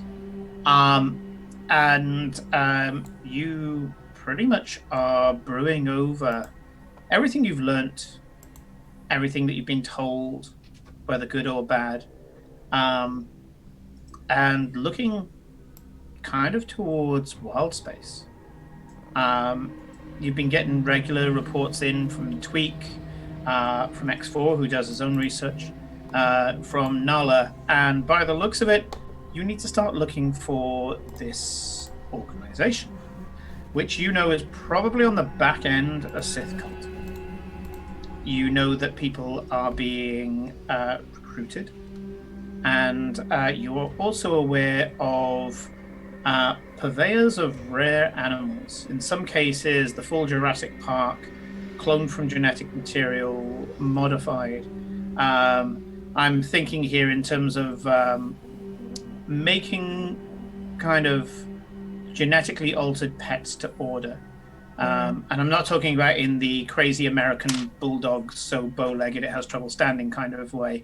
I'm talking in like, henched up, fucking crazy strong, and normally tailored to a specific purpose. So is there anything that you guys would like to discuss, which of course Grim is kind of going to be flying by the seat of their pants here with the conversation that's going on. But is there anything you guys would like to discuss with the stuff that you've had so far? If not, I'll come in with some of the NPCs. Well, I wanted to see what was happening in the dojo, as it were. Oh yeah, because Grim got He's getting punched by Victoria, yeah. Because JT is definitely watching on the CCTV. Oh yeah, me and JT are like watching. You said you beat a Mandalorian in hand-to-hand, so I'm expecting to see that. Well, they didn't specify hand-to-hand. I didn't specify hand-to-hand, yeah. Well, you said you got the upper hand on them, and Victoria's quite literal. Oh god, yeah. Little bit of Guardians of the Galaxy going on here. Bit of Drax. Yeah. So yeah, you get taken into what has been generously called the dojo. This is a part of the asteroid that was part mined out, and then they just didn't turn it into a room. The floor's been swept. There's a rough dojo markings, big circle, 2 parallel lines in the middle for starting positions, and you can see, probably to your dismay, that there are blaster marks on the walls, and even worse, there are slash marks in the walls and the floor that seem to be made from a large blade and a smaller blade. There are also claw marks in the slightly softer rock of the floor. 3 toes, possibly a Trandoshan. Okay, sure. Yeah, sure. Yeah. Honestly, Alright. at this point, I'm just accepting anything. Like they could, like Darth Vader could show up and he'll be buddy buddies with these guys. And I'll be like, yeah. I'll be like, yeah, that makes sense. There Yeah. you go. So Alright. other than the dinosaur claw marks, which look like maybe they were grabbing for purchase, maybe in like a wrestling match, Victoria, take it away. Well, I need to know what you're good at, so let's start with basics, hand-to-hand. How's your brawn? He puts this 4-foot-long sword, probably a bit more, down to one side, and you can see his fucking huge hands. She's just 2. 2. Oh yeah, have fun with Victoria's 6. Okay. I Yeah. have 5 in brawn. I haven't 6 yet. So you roll initiative, and How do we roll initiative? So initiative, I deviate slightly from the book. I allow you to choose either discipline or cool, depending on what you believe is the rate limiting step.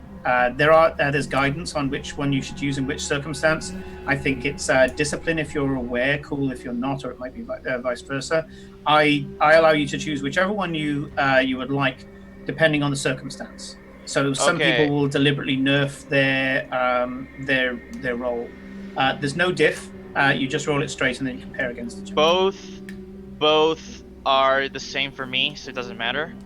However, I do want to use one of my special abilities that I bought with my money. Mm-hmm. I want to use rapid reaction. Sure. So I get 1 strain, and I get a number of and I get an additional success. Sure. 2 initiatives. So I'm just gonna mark down 1. Yeah. Come on. And in the web dice roller, you can just click on your name, alter the strain value, and click set, and it will increase your strain. Oops. No. Also, when you add more successes, you just click on the symbols button and then add the successes, which is the first extra symbol. Okay. Yeah, they Looks explode. like a pow. Yeah. You know? Yeah. So there we go. I don't know what that means. So You there's forgot to add your thing. so there's 2 successes added to that. That's fine. So 2 successes and 3. Victoria still manages to come in with 3 successes. I still add 1 success because of the strain, though. It's only 1 success. It's only 1, is it? So yeah, you add 1 success on top of that. I can modify that actually. Okay. So there we go. Oh no, that I didn't modify it the right way. Oh god. Don't worry, we're still learning this dice roller as well. Okay. All right. Either way, you're 1 and 3. She's 3 and 2. Successes are counted first, and then advantages. So you're fast. Okay. She lurches forward with an adrenal burst, where you're like, "Fuck, she's faster," and she starts bearing down on you. So Victoria, what are you gonna do? I'm basically first gonna test him. You know, the usual like sparring of some kicks, some punches, just like testing him, not trying to hurt him, So because it's I want blows to rather know than what he's grapples. made of. Okay, it's blows rather than grapples. That's fine. Because you're wearing him down, you can choose to go for stun instead. So that will just be strain that you take out. And then if Rodrigo hits, if Grim hits their strain threshold, basically they're too exhausted and they're out of the fight. You're wearing down stamina, so strain, when you go to full strain, it's contextual, depending on what happens. If you get tasered, you pass out.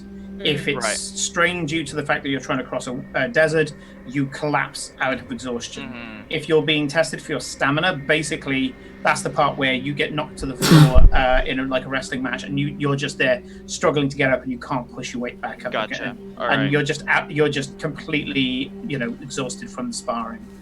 So Victoria, roll me and criticals will work a different way as well. Yes. So roll me a brawl diff 2, because it's always a diff 2 in the brawl melee. situation. Yeah. By the And way, then I just Sprawl? saw Hermit's comment about Victoria's Secret. And I tried to look for a suitable, nice emote, but I couldn't find one. Yes. I should time me out for making a pun. So if you. What? No. Puns are not allowed. Puns are always allowed. I'm gonna bring Hermit back. Hermit's my boy. I haven't timed him out. I said I should. I said I should. Okay, don't time that. Yeah. Nice. Okay. Right. So, oh jeez. Okay. So, even testing you, Victoria comes forward and just starts. They're not so much punches. She kind of comes forward and then opens her fist at the end and just kind of does little finger jabs, boom, boom, boom, just to show that you were hit. Yeah, a kind of sparring technique that seems to be very formatted. As she hits your muscles, there's just that slight ache, like you've been working out for a while. It's no actual physical damage, but you start to feel a little rough, a little achy. Like I say, like a really intense workout. Drawing on my new commute, how I feel at the end of it. And the barrage of boom, boom, boom, boom, boom, boom, and she seems to be dancing kind of backwards and forwards, like she's having fun, like she'd normally be kind of like cheekily sparring with like a friend. She's just kind of, it's something she relaxes into. You have a feeling this is all muscle memory. And you know, she gives you Charlie horse and a few other different bits. And you find yourself just suddenly having trouble standing, weaving, doing your usual defensive shiz. And then, just to prove a point, she just very quickly does a particular jab. I'd like you to roll a critical hit, Felicia, with your vicious, because that you can't turn off. But no. It's not going to happen exactly as the crit says. Mm-hmm. Just let me. So in Star Wars, weapons can have the vicious trait, which means that you are even worse when it comes, like even better when it comes to critical injuries and stuff like that. Instead of having that on a weapon, Victoria is vicious herself. Yeah. Right, of course, that makes sense. And then her weapon has more vicious, and the two stack on each other. Yes. So yeah, so she starts off at a higher rating of crit when she rolls the D100. Yeah. So add your vicious just for yourself, not for your sword. Of course. And go I for only have 3 vicious on myself. It's fine. Yeah. Okay. So roll a crit at plus 30. Crits? Oof. No. As I say, it's inspiration. Wait, it's 2 as to on me, 3 on the sword. That's how it is. Okay, yeah. so plus 20. Yeah. So it's only a plus 10 or 20. Yeah, plus 20 on your fists. Yeah. Okay, so so what happens is that she comes in, boom, boom, boom, boom, boom, boom, boom, boom, and then just to make a point, ends up seeing that you're about to do something just to kind of be part of it all. She lashes forward and a punch just here in the arm, and momentarily you can't feel your arm, which means that she goes in for roll that dice pool, the exact same dice pool again, Victoria. My attack or my The attack. Yeah. Oh, okay. That's what Overpowered says, and I'm Will sure I even get a turn in? Is it roll same she's dice? got herself a free turn. Overpowered is a nasty thing. It's a crit of 80. Oh, ooh. Victoria. So nah. I'm after re-rolling hitting that. you and kind of seeing that There we you go. can't feel your arm anymore. I'm using my trait to re-roll. I refuse Come to on. be bad. Okay, sure. In that case, thankfully, she hasn't got a crit of 1. That's her sword. It was only because she hit a triumph last time that she got it. And then after numbing your arm, she just gives a flurry. So she has done you. What's your strength? Your brawn? 6. My Brawn brawn is 2. 5. And don't forget that I have +1 damage on all melee and brawn attacks, which is at rank 3, so that's 3 extra. Okay, so 5 plus 3 is 8, 9, 10, 11, 12, 13, 14, 15, 16, 17. So 17 points of strain, Grim, take you well over your strain limit. And cool! I didn't even get a turn in. That's great. no, you wouldn't do it against Victoria. Good thing she's on your side. I know. And, The other part this is proving. Yep, and with 18 points, just this huge boom. You're kind of there going, oh, that aches. And then suddenly your muscles just go, no, and you flop to the floor like a jellyfish. Cool.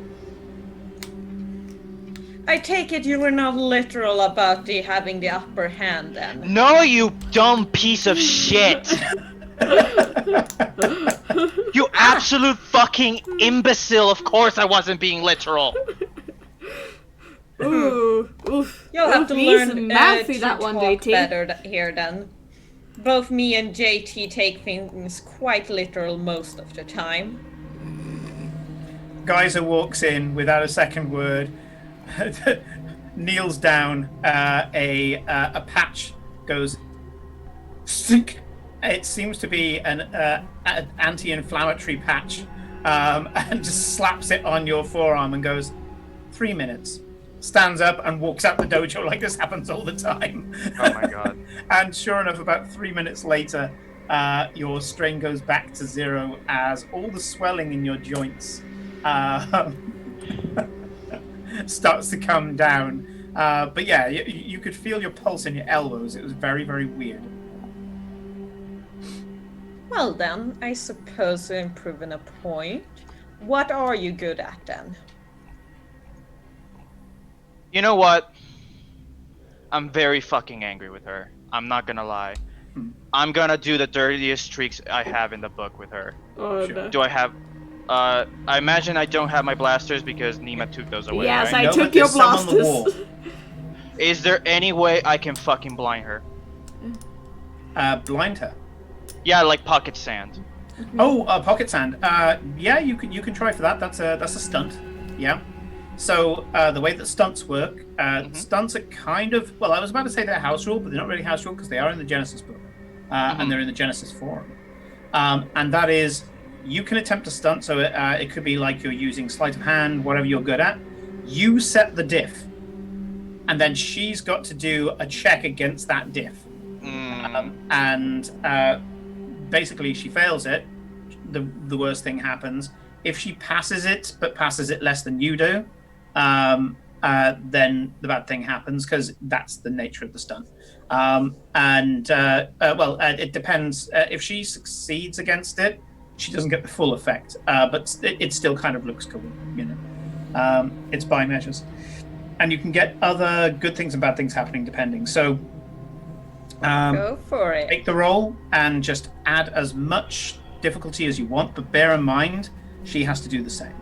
Now, for this, it would be... Yeah, I don't know what to do, honestly. For this, it would probably be her ability to dodge and evade, which would probably be her athletics. Don't say anything, Felicia. Which would probably be her athletics, unless you flavor it a particular way. So tell me what you're going to do, and then we will give you the guidance on the dice. Okay, first of all, this is a question because some of these skills, I don't understand fully what they mean. Yeah. What is skullduggery specifically? So skullduggery is a bit of a catch-all. It's everything from picking mechanical locks to hiding things. So you'd use skullduggery to hide goods in a smuggling spot, to sleight of hand, pickpocketing. All of that stuff has come under skullduggery.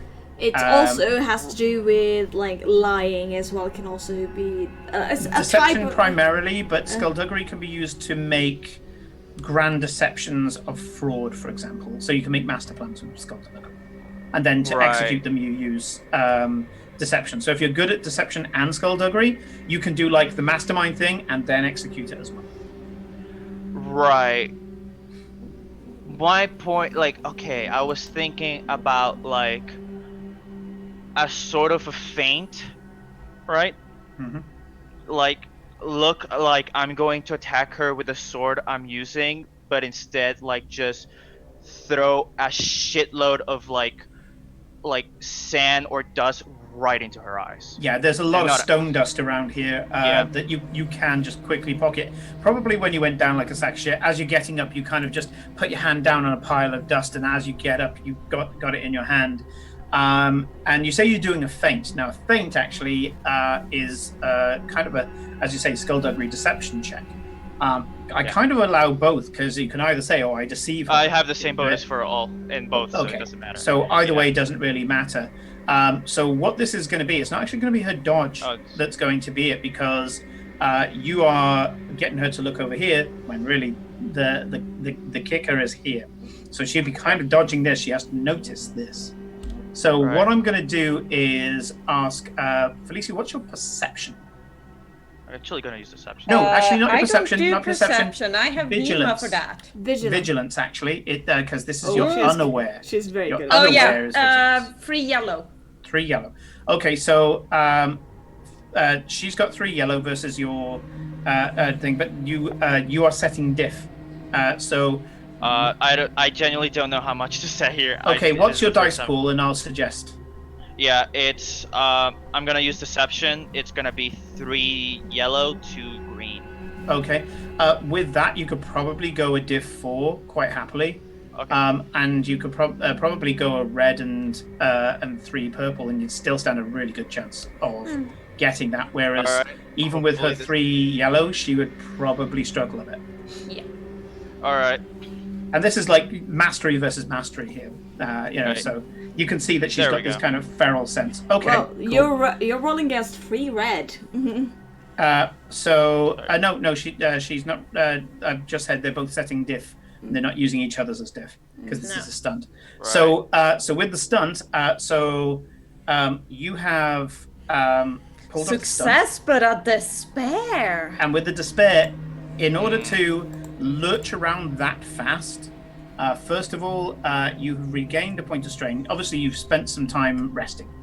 Yeah. The 3 minutes was you kind of resting up and getting the anti-inflammatories. You gain an extra strain as you kind of like, oh, that part is still sore, and you kind of wrench around. But you do succeed on the stunt, so you managed to succeed on doing it. It looks freaking cool. However, as you do that, you said you had a sword in your other hand, just from one of the dojo swords. Yeah. I was just using the As part sword. of the feint, Yeah. You do drop that. As you're lurching round, you That's concentrate fine. so much on the one hand that you do drop it. So I'm going to use No, the it's fine. despair as disarm. One despair No, that's tends cool. to be a disarm. The sword was just a distraction, anyways. Yeah, sure. Oh yeah.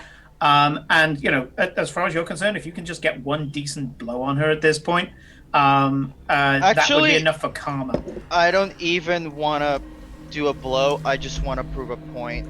I'm going to steal something Well, from her. I'm not actually to be going that to. one, Simon. But I get a.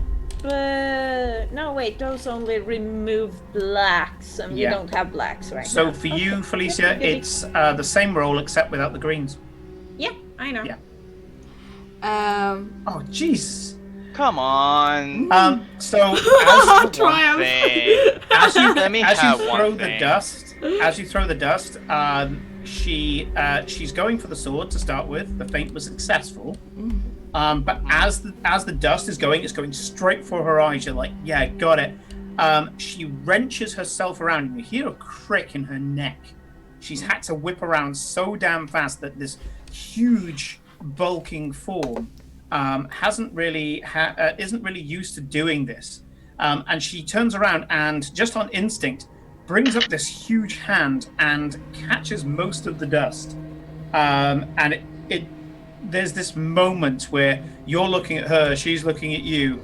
She knows that, okay, that was fucking cool what you just did. I mean, there's some fucking respect there. That's there's only one diff higher than that, and that's diff 5. After that, you start turning purples into reds. So you just did something that was incredibly difficult and pulled it off. Yeah, by setting that level of diff, there's respect in that. Yeah. So sometimes it's not whether or not you beat the other person; it's how cool it looks. So you do the whole thing and you just snap around, and you hear this crack in her neck. She's been hit by some heavy objects in the back, in the thing. So she's got like a lot of weightlifters kind of joint bits and things like that. And you've just kind of triggered one of them. So again, Victoria, you get a point of strain as well, as both of you whip around together like a pair of snakes, and you're just facing each other. And the triumph. Can What I- is the triumph, Simon? Oh, the triumph was how fucking cool it was. She didn't just dodge this shit; she caught the grit.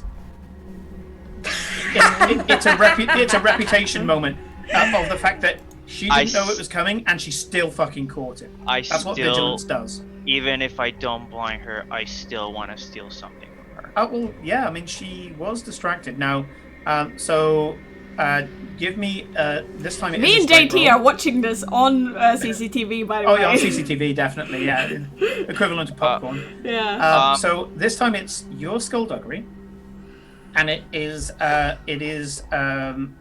Felicia's. Is it your vigilance or is it your? It is your vigilance again, isn't it? Yeah, it should be vigilance. Yeah, against your vigilance, but this time it's a direct roll, which means that you've got a higher chance of success now. Rodrigo. So it's a 3 red difficulty. However, you can.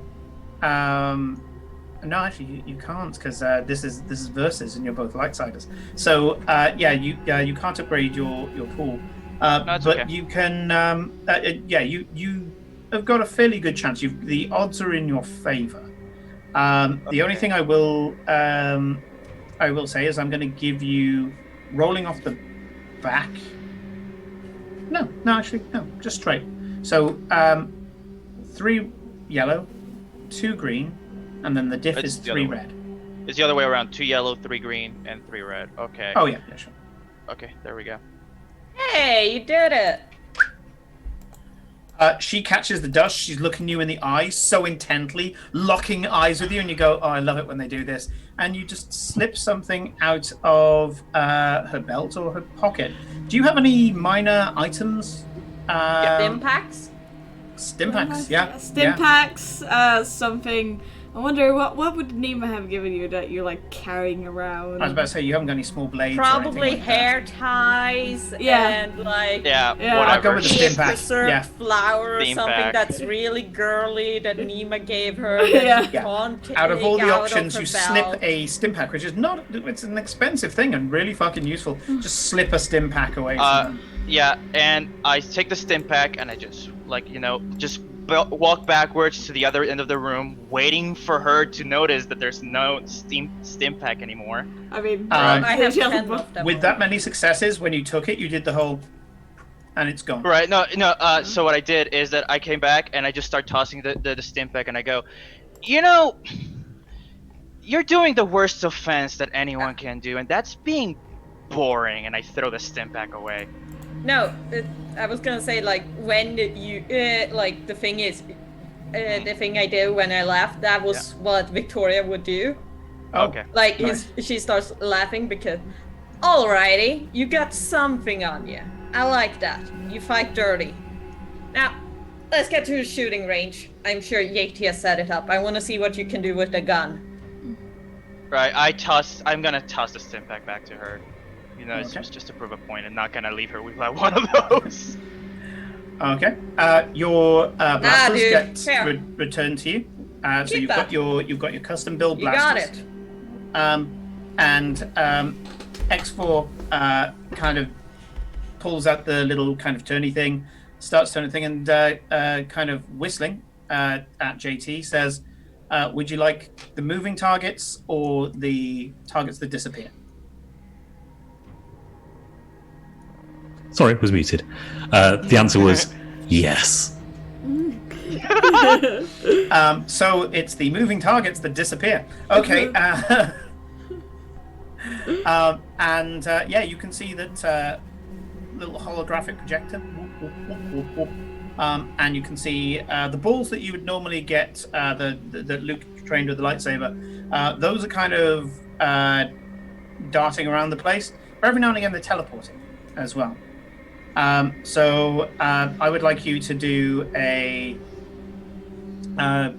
it's going to be a diff 2, 3 black. So that's 2 purple, 3 black. If you are shooting with both of the blasters, that increases it to 3 purple and 3 black. Okay, I just want to see. Going crazy fast. Which is why the extra diff. So it's either 2 purple, 3 black, or 3 purple, 3 black. Okay, I'm just gonna leave it at that. I was gonna see if any of my talents help, but I don't think they will.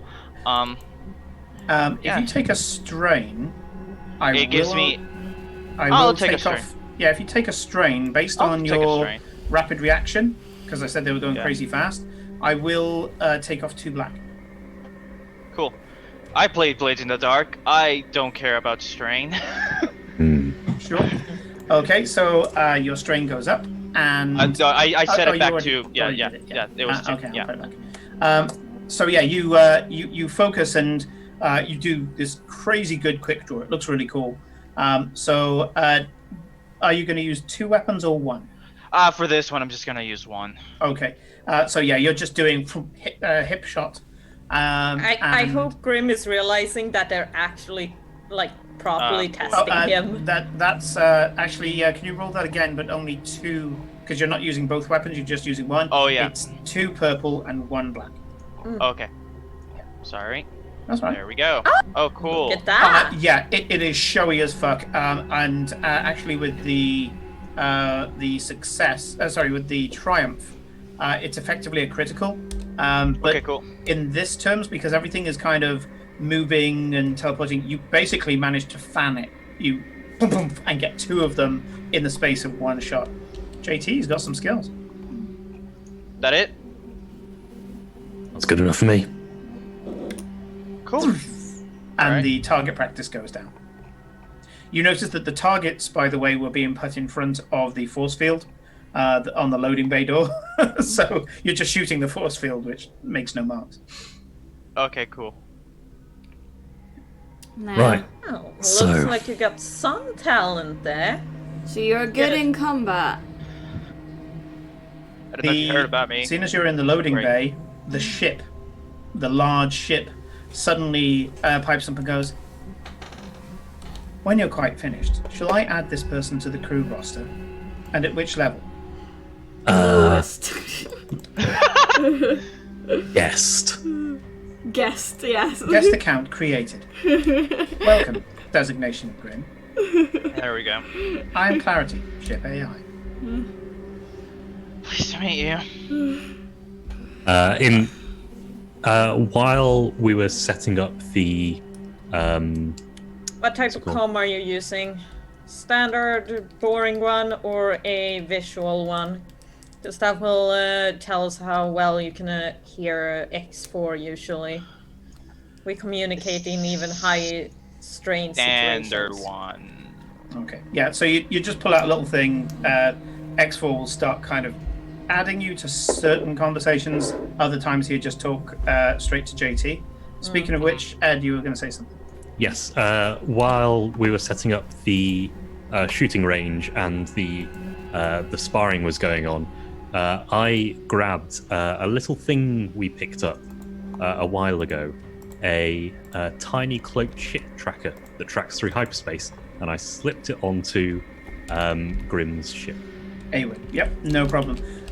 You could have done that when Grim was out the room. There's Absolutely. not even a roll. You kind of go, yep, this is a place where nobody will think to look at it. Grim is kind of suspicious. There will maybe a roll further down the line if Grim ever does an escape. I believe it's but diff for now, 4. there's no. Oh yeah, it's diff 4 to look for it because this fucking thing is good. It actually looks like a ship part as well, so it's almost impossible to distinguish it from a regular ship part. It's a mechanics diff 4, so formidable mechanics check. We managed to get some good stuff by now, Rodrigo. We're so sorry you're getting caught up in this. No, it's all good. It's all good. I understand who it is. So a trial by fire for the newest member of the Crazy Hair crew.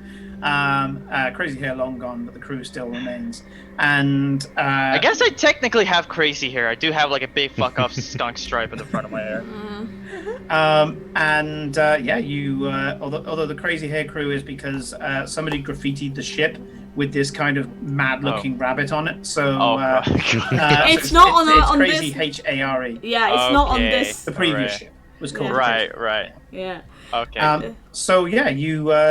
You kind of settle in, and I'm going to montage over a few days, unless there's anything the guys want to add what would have happened over the next few days. And you can see that these guys seem to, as much as you originally thought that they were some sort of crazy crack mercenary unit, they seem to just be a bunch of spacers that really lucked out and also are talented. They are really talented. I mean, in one sense, they are kind of crack mercs.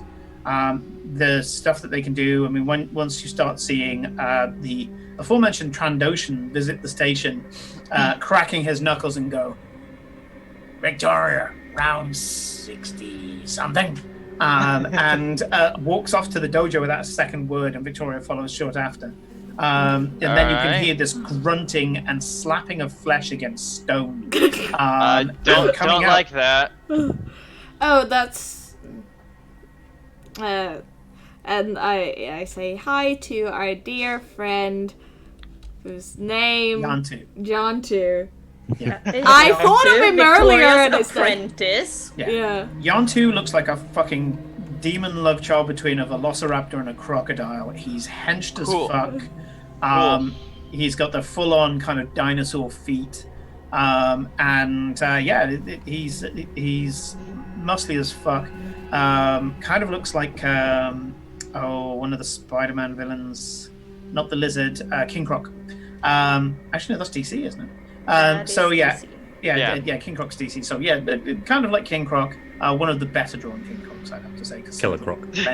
Killer Croc. But and you can only imagine the what's going on in there. When they come out, you can see there's kind of like slight bruising on both of them. But it's quite clear that Victoria got the upper hand and that he is the apprentice. You also see this meek-looking human coming in who speaks kind of stuttery, very, very quickly, eyes going in independent directions. So they are looking around independently. And that is their kind of backup slicer. And over the few days as well, there's also some fucking Jawa that kind of contacts them as well. That seems to be another kind of slicer slash backyard dealer. You have a feeling that wherever you are, you're so far away from Imperial space that everybody has a way of hiding themselves. These guys hide themselves behind a wall of other people who need to hide themselves. Saying that, you get from the conversations and things that due to extensive brain damage, Tweak can't go on any missions. He's kind of useless. His occasional kind of large kind of kind of thing means that stealth checks are fucking useless. He also goes off on tangents, stares at walls, things like that. A genius, certainly, but a genius that needs to take his time. Yeah, he's kind of semi-retired. He can do slicing work still from the base. But he kind of needs to be jacked into his incredibly complex rig.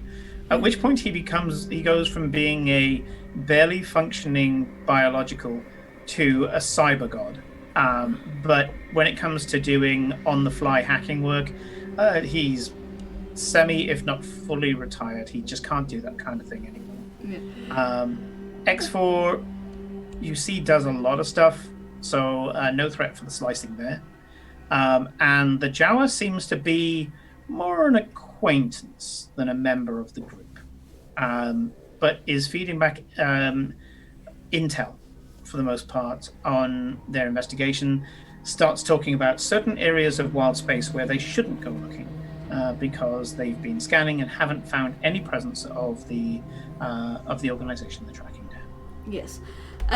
Also, after you have done your shooting training and your shooting assessment and your brawl assessment, I get my badge. God, this is like a fucking game tutorial. Carry on. Nima, as being the resident nice talk person, nice talky person, is gonna check you out in what you can do with words as she you catch Grim like absent-mindedly in their head just making a spreadsheet in their mind about every single thing and how much it would sell for. Yes. It's just a thing that they're absent-mindedly doing. Okay. Sell it to the right person. I can go for like. Do I hear you mumble this? Yeah, a bit. Yeah. if I see anything on the extranet, you are going out the airlock. I wouldn't think of doing it. You just were. Yeah. You literally just were. Oh, it's just something I do every now and then. Keeps the mind busy. Yes, most of these things here were bought by our very dear friend Chevron, who I think you get along with, scarily enough. You're very similar. God. You have noticed that there's little sketches on scrap pieces of paper, and a couple of the worktop surfaces that hasn't quite been cleaned out by the pit droids yet. That has things like Club Chev, Chev's Place, chevrons, but kind of in different script and different font. Right. So yeah, it's funny how like the person who looks like an accountant is basically doing illegal accounting in their head in their spare time. Is there any other kind? No, actually, there's not. Anyways. Yes. The only reason why you hire one is to pay as little money as possible, as little tax as possible. True. But yeah. Anyways, what do you want? Well, I am interested. Seeing you can handle yourself around a gun, but you're no JT. And I saw the fiasco you had with trying to to fight my dear Victoria. Yeah, I still cry about that in the showers every morning. I can imagine. Oh, actually, I don't have to imagine. Probably no, because you have training with Victoria in how to sword. Yeah. It's just that fucking like Arrested Development like clip of like Toby fucking crying in the shower. It's basically that every morning. Yeah, and the whole kind of Victoria teaching Nima how to fight with a sword is like most couples' experience of one member of the couple trying to teach the other one to drive. Yes. So, yeah. Needless to say, tense. Stop. We'll get there. She no longer is a danger to herself. I have succeeded. Now we need to make sure she's not a danger to her allies. Yep, she's learnt the first part, and that is pointy end stays away. My brawn is 1, by the way, because I am a Twi'lek. Cool. Yeah. Cool. Twi'lek start safe with handling 1. of a sword, not how to fight with it. Yes. Yeah. Because a vibroblade, you can lop off something. It's not quite as bad as lightsaber, but it's pretty close to lightsaber. Thankfully, if I get my hands on a lightsaber, I can use agility for it. So, but she still needs to know how to use a sword, because that's the basics of learning the lightsaber skill later. Anyways. Which is why Victoria got her a 12k vibro rapier or something like that. Yeah. So much money for someone who can't use it. Yes. But anyway. Yes. So, Nemus, how did... No, so my question to you is how have you managed to stay ahead of these people? It can't just be your gunning skill and definitely not your brawn. I don't know if you know this about me, but I'm pretty smart. Right. Right. So, the only reason I've been able to keep ahead of them is because they're chumps. So yeah, next question. I can see you trying to fast talk me, and I can tell you now, honey, it's not gonna work. I mean, I wasn't lying there. I was about to say, I'm pretty sure that Grim is convinced that they were chumps. Yeah, no fucking lies. Like, I only do business with chumps. Yeah, like they're idiots. I'm smart. Next question. Right. Sure. Sorry, my friends are messaging me about what's going on, and it's hilarious. Sorry, go on. That is fair. Hi, Monica. Hi, Milan. Thank you for watching the stream. Anyways. Yes. Hi, Monica. Thank you Milan. for watching the stream. Yes. Yeah. Anyways. Yes. Yeah, what were you saying? I'm just like, next question. Yeah, what we're talking about here. I was busy doing math about things that I will definitely, absolutely not sell on the black market. Well, seeing you here has not convinced me of your intellect. Alright. Yeah. So I'm wondering, are you good with your tongue? Ew, no. Right. As in talking. Oh, yeah, I can talk. Yeah, I can talk. I can talk very good. I can talk very. Whether that was intentional or not, you cannot tell. Yes. So, I'm gonna offer a suggestion to Grim.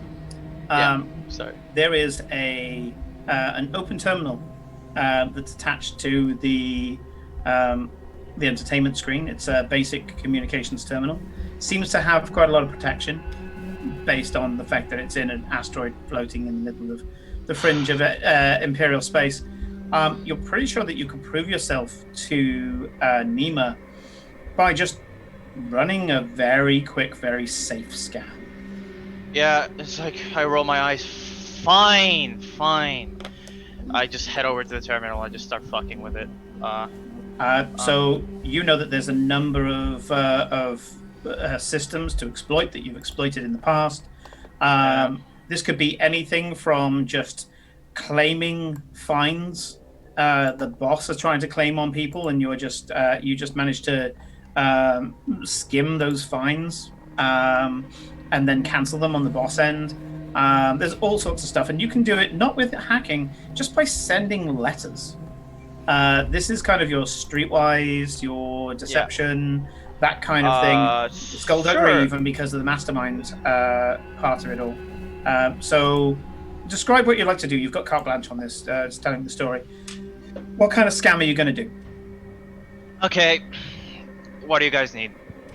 Just tell me. Shoot. Anything. I don't care how big it is. I can provide it for you. I can get it. I can guarantee I'll get it for you. JT sends a schematic. Creepy. Okay. Oh, don't worry. Of a pseudo cloaking device for a ship. It's rarity 8 and restricted. Ooh, challenge. All right, I start sending some emails, and I am impersonating an Imperial officer. I was like, you're aware of some quick and safe scams. This is neither. Okay. This is neither.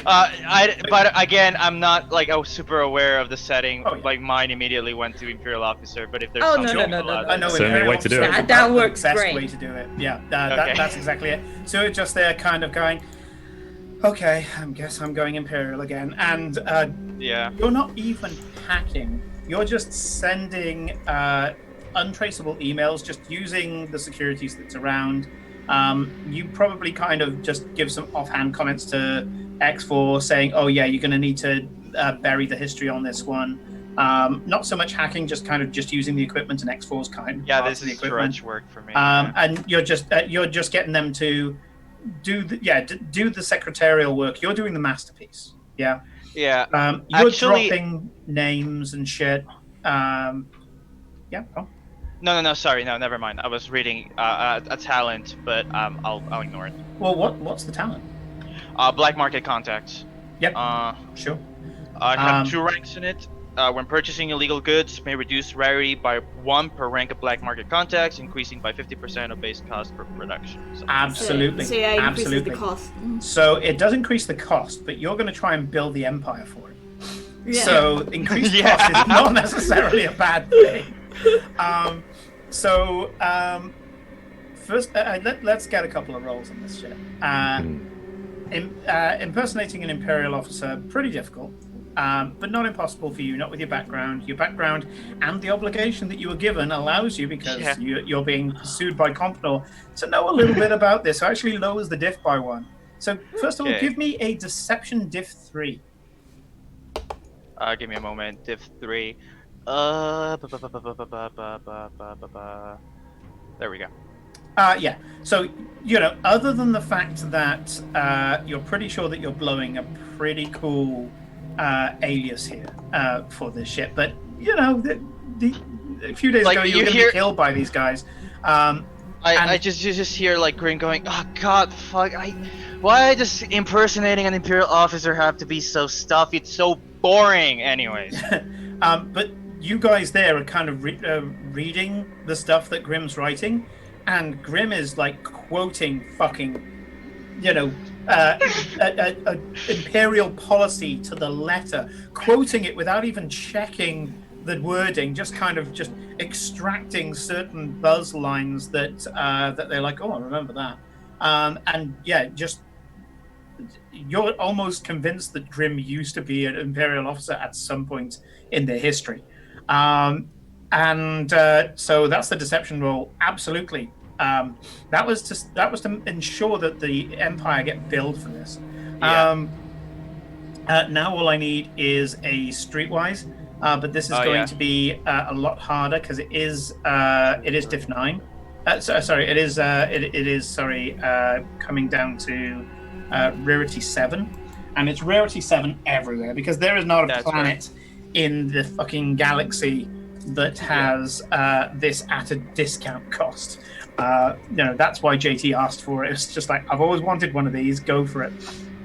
So this is going to be the whether you get it or not. Okay. Either way, you won't get rebuffed. I'm just looking up now. You won't get rebuffed. The Imperial officer will. So they'll just get a thing going, no, you can't have a cloaking device. It's like, I didn't fucking want one. What the hell? So, you've already made the perfect crime. It's whether or not you get paid for it. And let's see. Oh, shit. That 8 to 7 brings it down to only a hard. So another div 3. And Hermit has upgraded. Oh, come on. No, upgraded you. So turn. So when you put your pool together, take one of the greens and turn it into a yellow. Okay, cool. So give me a moment. I'm gonna make that pool again. Yeah. Sorry. Yeah. So when it's an upgrade dice, they state who is the upgrade, and Hermit said Grim. Okay, cool. So that's diff 3, right? Yeah, diff 3. Okay. There's a lot of kind of veiled threats that you put in there that certain high-ranking, if not Moff or under Moff personalities will be very disappointed that you weren't able to deliver last time, and you will deliver this time for a project that cannot be spoken about, but the importance to the Empire means that this person will be under the spotlight and they will deliver and then disappear. This transaction never happened. You will deliver it to this basically shitty part of space that a few couriers who will pick it up for you, no problem, a couple of smugglers, and you've just said jettison this incredibly expensive piece of technology at these coordinates, then leave and do not fucking scan the area. And then the triumph on top of that is I'm not even going to get you to roll for the smuggler. The smuggler is an old friend of yours going, what the fuck are you doing? And just immediately agrees to it. So, not only that, you got free Amazon Prime delivery, so well done. Free shipping? Yeah, I got it with free shipping. Effectively. You pulled a scam before to get this person out of trouble. They're happy to just burn some favor. So after I'm done with this, I tell Nima, about this, and I go, JT will get their upgrade in soon, TM. I may be a liar, a scoundrel, and a thief, but I'm your liar, scoundrel, and a thief. And I don't know if you know this, but I'm great. I mean, maybe if you like a little less blowing smoke up your own arse, and then we'll be good. We have enough of That's my fuel source. I won't kill you today. That's fine by me. Clarity, upgrade Grim to Guest Plus. Confirmed. The coffee maker has been informed. Hell yeah! Coffee! Coffee machine.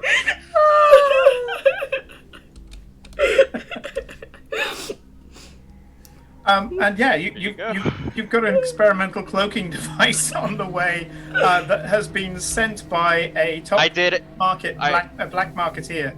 I did add tracking, by the way, so JT can like be on top of that. Yeah. This is going on the ship that Grim knows nothing about. Yeah. So. Sure. Okay. The one that's attached to parked in a another crater. astoid Yeah. floating asteroid around somewhere, our yeah. asteroid. Yeah, it's limpet style against the back of the asteroid. So yeah. What was that? I was pointing at the that ship there. Yes. I thought you were kind of. Sorry. Saying, No. I have a the point, but then I ship realized in you're the pointing background. to the beautiful Lego ship behind you. I am Yes. jealous. I am so fucking jealous. It's like Maybe I I will not should get buy, into Lego. like- I need to have my money. I will not get into Lego. Yeah. So, guys, you know what you're buying Simon for Christmas. There you go. Oh yeah.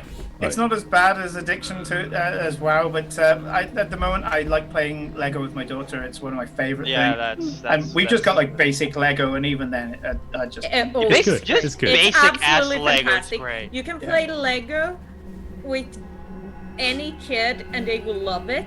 It Yeah. doesn't matter what they're played- into. You can play Lego. Yes. Oh, I am actually thinking of getting some Lego for Christmas. Not necessarily directly for Rosie because I know what she wants for Christmas, but it's going to be like a present for us to do over Christmas, I guess. I like the idea of that. You pull off a master stroke. However, at some point, a high-ranking Imperial officer is going to wonder That's what- why a very, very expensive black market cloaking device has been billed to a long dead Imperial officer. And that's what makes it great. Well, they'll blame the Alliance. It's fine. You've kind of used that smokescreen plenty of times. Yeah. It's not as if the Alliance is going to turn around and say it wasn't us, go. They'll probably even confirm it, just to keep them guessing. It's currently on a freighter going to near the edge of Imperial space, where it'll be jettisoned and picked up by a top-grade smuggler, delivered to a nearby asteroid address. Amazon locker, Big Rock. That you'll be able to pick it up from. Nondescript asteroid left to the other nondescript asteroid that's hovering right like that. I mean, he'd Different size probably be craters. sent to Nala's warren than not one of the other warrens, but He'll probably just drop it off the Warren. Yeah, because anybody who goes into the Warren was never there anyway. Yeah. So It's a great place. you've kind of proved, I can get things. I can get things. this has been Mark. Grim's proving session, by the way. Yeah. I was about to say there's trial by fire. I might actually rename the episode. Yes. Grim Prospects. Sorry, Here we go. sorry. That's the I didn't want to title. take Grim this. Prospects is the Fine. title for this one. But it will feed into the mission proper. So Yeah, I'm sorry. Well, that's fine. No, it's don't fine. apologize. It was great. Fucking fun. You guys have got what seems to be an expert fixer and grifter. Yeah, so so over the last few days, JT has been working with Osner, obviously, to get his few bits and pieces, which we'll sort out outside the session. It's details we don't need to think about. And also By that, he needs new parts for his robot chassis. Maybe. yeah, maybe. something like that. Or guns. And bollocks! What was I saying? It's gone. I don't know. Osna. Yeah, Osna. Osna Yes, and there was something presumably after Osna. preparations for. Yes, preparations. Thank you. Preparations. Collating all of the data we have about our next move. Because I didn't write notes down because I wasn't there when we were talking about IXO. Okay, that's not a problem. So, I was going to use that as the feeder at the end of the session anyway. right. That's why I was happy for you guys to just riff, because I could then just at the end just drop the thing and go, yeah, we've got something. So you get this influx of data, and you're going through it, JT, and you can see, there's certain places where because there are known dominant factions in certain parts of what is referred to very generally as wild space on the map of the galaxy page, whatever it is in Edge of the Empire. The extra input from Victoria, she kind of shows you where most of Valashar's space is, which is in wild space. And you can see that it kind of moves a lot. So the explanation that she gives, and she's like, well, this was ours, but we had to abandon it because of a thing that happened. Needless to say, don't go to that system anytime soon. A lot of it's burning. And, you know, she's got some stories that kind of goes with it. But you get a rough idea of where Valashar's space is. So you're kind of playing a bit of Guess Who. It's like, nope, not that set of systems, not that set of systems. And so you're starting to whittle down places that are near enough to be influential and near enough to be able to send agents in. But also kind of taking out where you go, well, that fucking nebula there, no one's in that. And you're kind of using a bit of common sense. Everybody's adding something. X4 probably told you about the nebula with his astrogation. As I say, Victoria comes from wild space. So there's that as well. I dare say that after time, even Grim will turn around and say, hey, no, I know somebody who's hidden on that planet there. That's just a small cartel that couldn't cut it in the... Still owe me money. In the inner rooms. Yeah. I think. I remember. And between you all and your contacts, you're starting to whittle it down. At that point there, X4 and Geyser comes up to you, and collectively they say, we think we have something. We've been analyzing samples from around the ship, being that we have ourselves gone into wild space. And I believe that there's a few samples that may show some indicators in that direction. By the looks of it, the biodiversity indicators seem to be proximity to certain nebula, certain supernovas, and other large spatial anomalies. The signatures seem to point in a particular direction.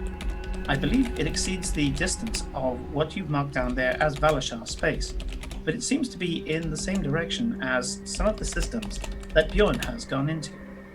In fact, one of the samples that we received was actually from some equipment that we ended up taking from the Isbar. So I presume that he has been in that direction. We need to go towards Valashar space and then beyond. Well, I guess we're gonna have to travel home then. Indeed, or at least through it. I should imagine that should be either a good or daunting prospect on you, Victoria. Oh, it's a good one. Oh, Grandma has been sending hollow messages, nagging me about attending my duties and bringing Are we seeing Nima the around in-laws? for cakes. I just can't be bothered with the rest of them. X4 sends the next message and says, at the very least, the Valashar might have some information. Yeah. Am I hearing this conversation as well, or is it just between Victoria? This is the planning montage. Yeah. This is the planning montage in the rec room, yeah. I mean, seeing your parents again, I don't mind. It's nice seeing the in-laws every now and again. Oh, it is. Canonically, Victoria, you know that if anybody's going to know about this, it will be the elders themselves, known as the Storm Speakers. They are the ones who decide what the spirits believe is Valashar territory, which then, of course, means that the Valashar go off and get it. Yeah. And they, of course, have had, not that they would ever use the word agents, but they would have those who go off on pilgrimages and bring back tales of their deeds. And from those tales, that's where the Storm Speakers get most of their intel. They would probably have trophies, skulls of animals, things like that could be tested by X4 and Geyser to point you further in a direction. So we are 5 to 11. So I'm going to stop the game there because we'd like to have a few minutes chat before we finish up. Okay. And we are going off towards towards the final goal, but we're not hurrying there. As we decide which ships are going to be taken and what kind of plans you're going to have, as well as you start to enter wild space and start to single out the area. That's not to say that you can't return for more supplies and to collect your allies when you do know it. Simon, there's one ship thing I want to get before we leave if we're going out into wild space. Sure. What's that? I want to get a Bacta tank for a ship, for the Lakota. Yeah. Giant Bacta tank. I mean, even if you couldn't get one straight away, you could get Kaiser to drain the Bacta tank that's in the facility and put it into what would be a tube cubicle. So basically, you would be plugged into a tube, and the Bacta would come straight up, and you'd be there doing the whole. Well, you'd be doing the loop thing where he's got the mask. I mean, we can just relocate it to the ship if we're going into white space, because we're not going to use that. The hardware isn't that difficult. The Bacta itself is the rarest component, and you've got that stuff. So you can just siphon some in. Hard points? Hard points for a Bacta tank, I'll have to look up. No, as in, would it use any hard points on our ship? For the Bacta tank? Yeah. I don't think so. I'll look it up. Okay. But I think it's just a thing that you put inside. If the ship has enough capacity, you can just say it's in there. Cool. Yeah. I don't think it uses a hard point. It's not big enough, I think, because giant fucking weapons use hard points. Yeah. And then major ship systems, which like extra shield generators and power boosters and things like that. Normally things that's like the size of a vehicle and normally take up a hard point. A Bacta tank is fairly small potatoes, and you already have a medical bay, so it's just an upgrade to the medical bay. So I'm going to say no. Yes. I am super tired. Yep. Let's round up. So, big thank you to everybody who's been watching. Big thank you to Vic for coming in, Minion for joining us, and as I said in the chat, we are always happy to see you for whenever you can spare some time to be with us. Big thank you to Snipe for being here right from the start, and Jordan, Hermit, as always.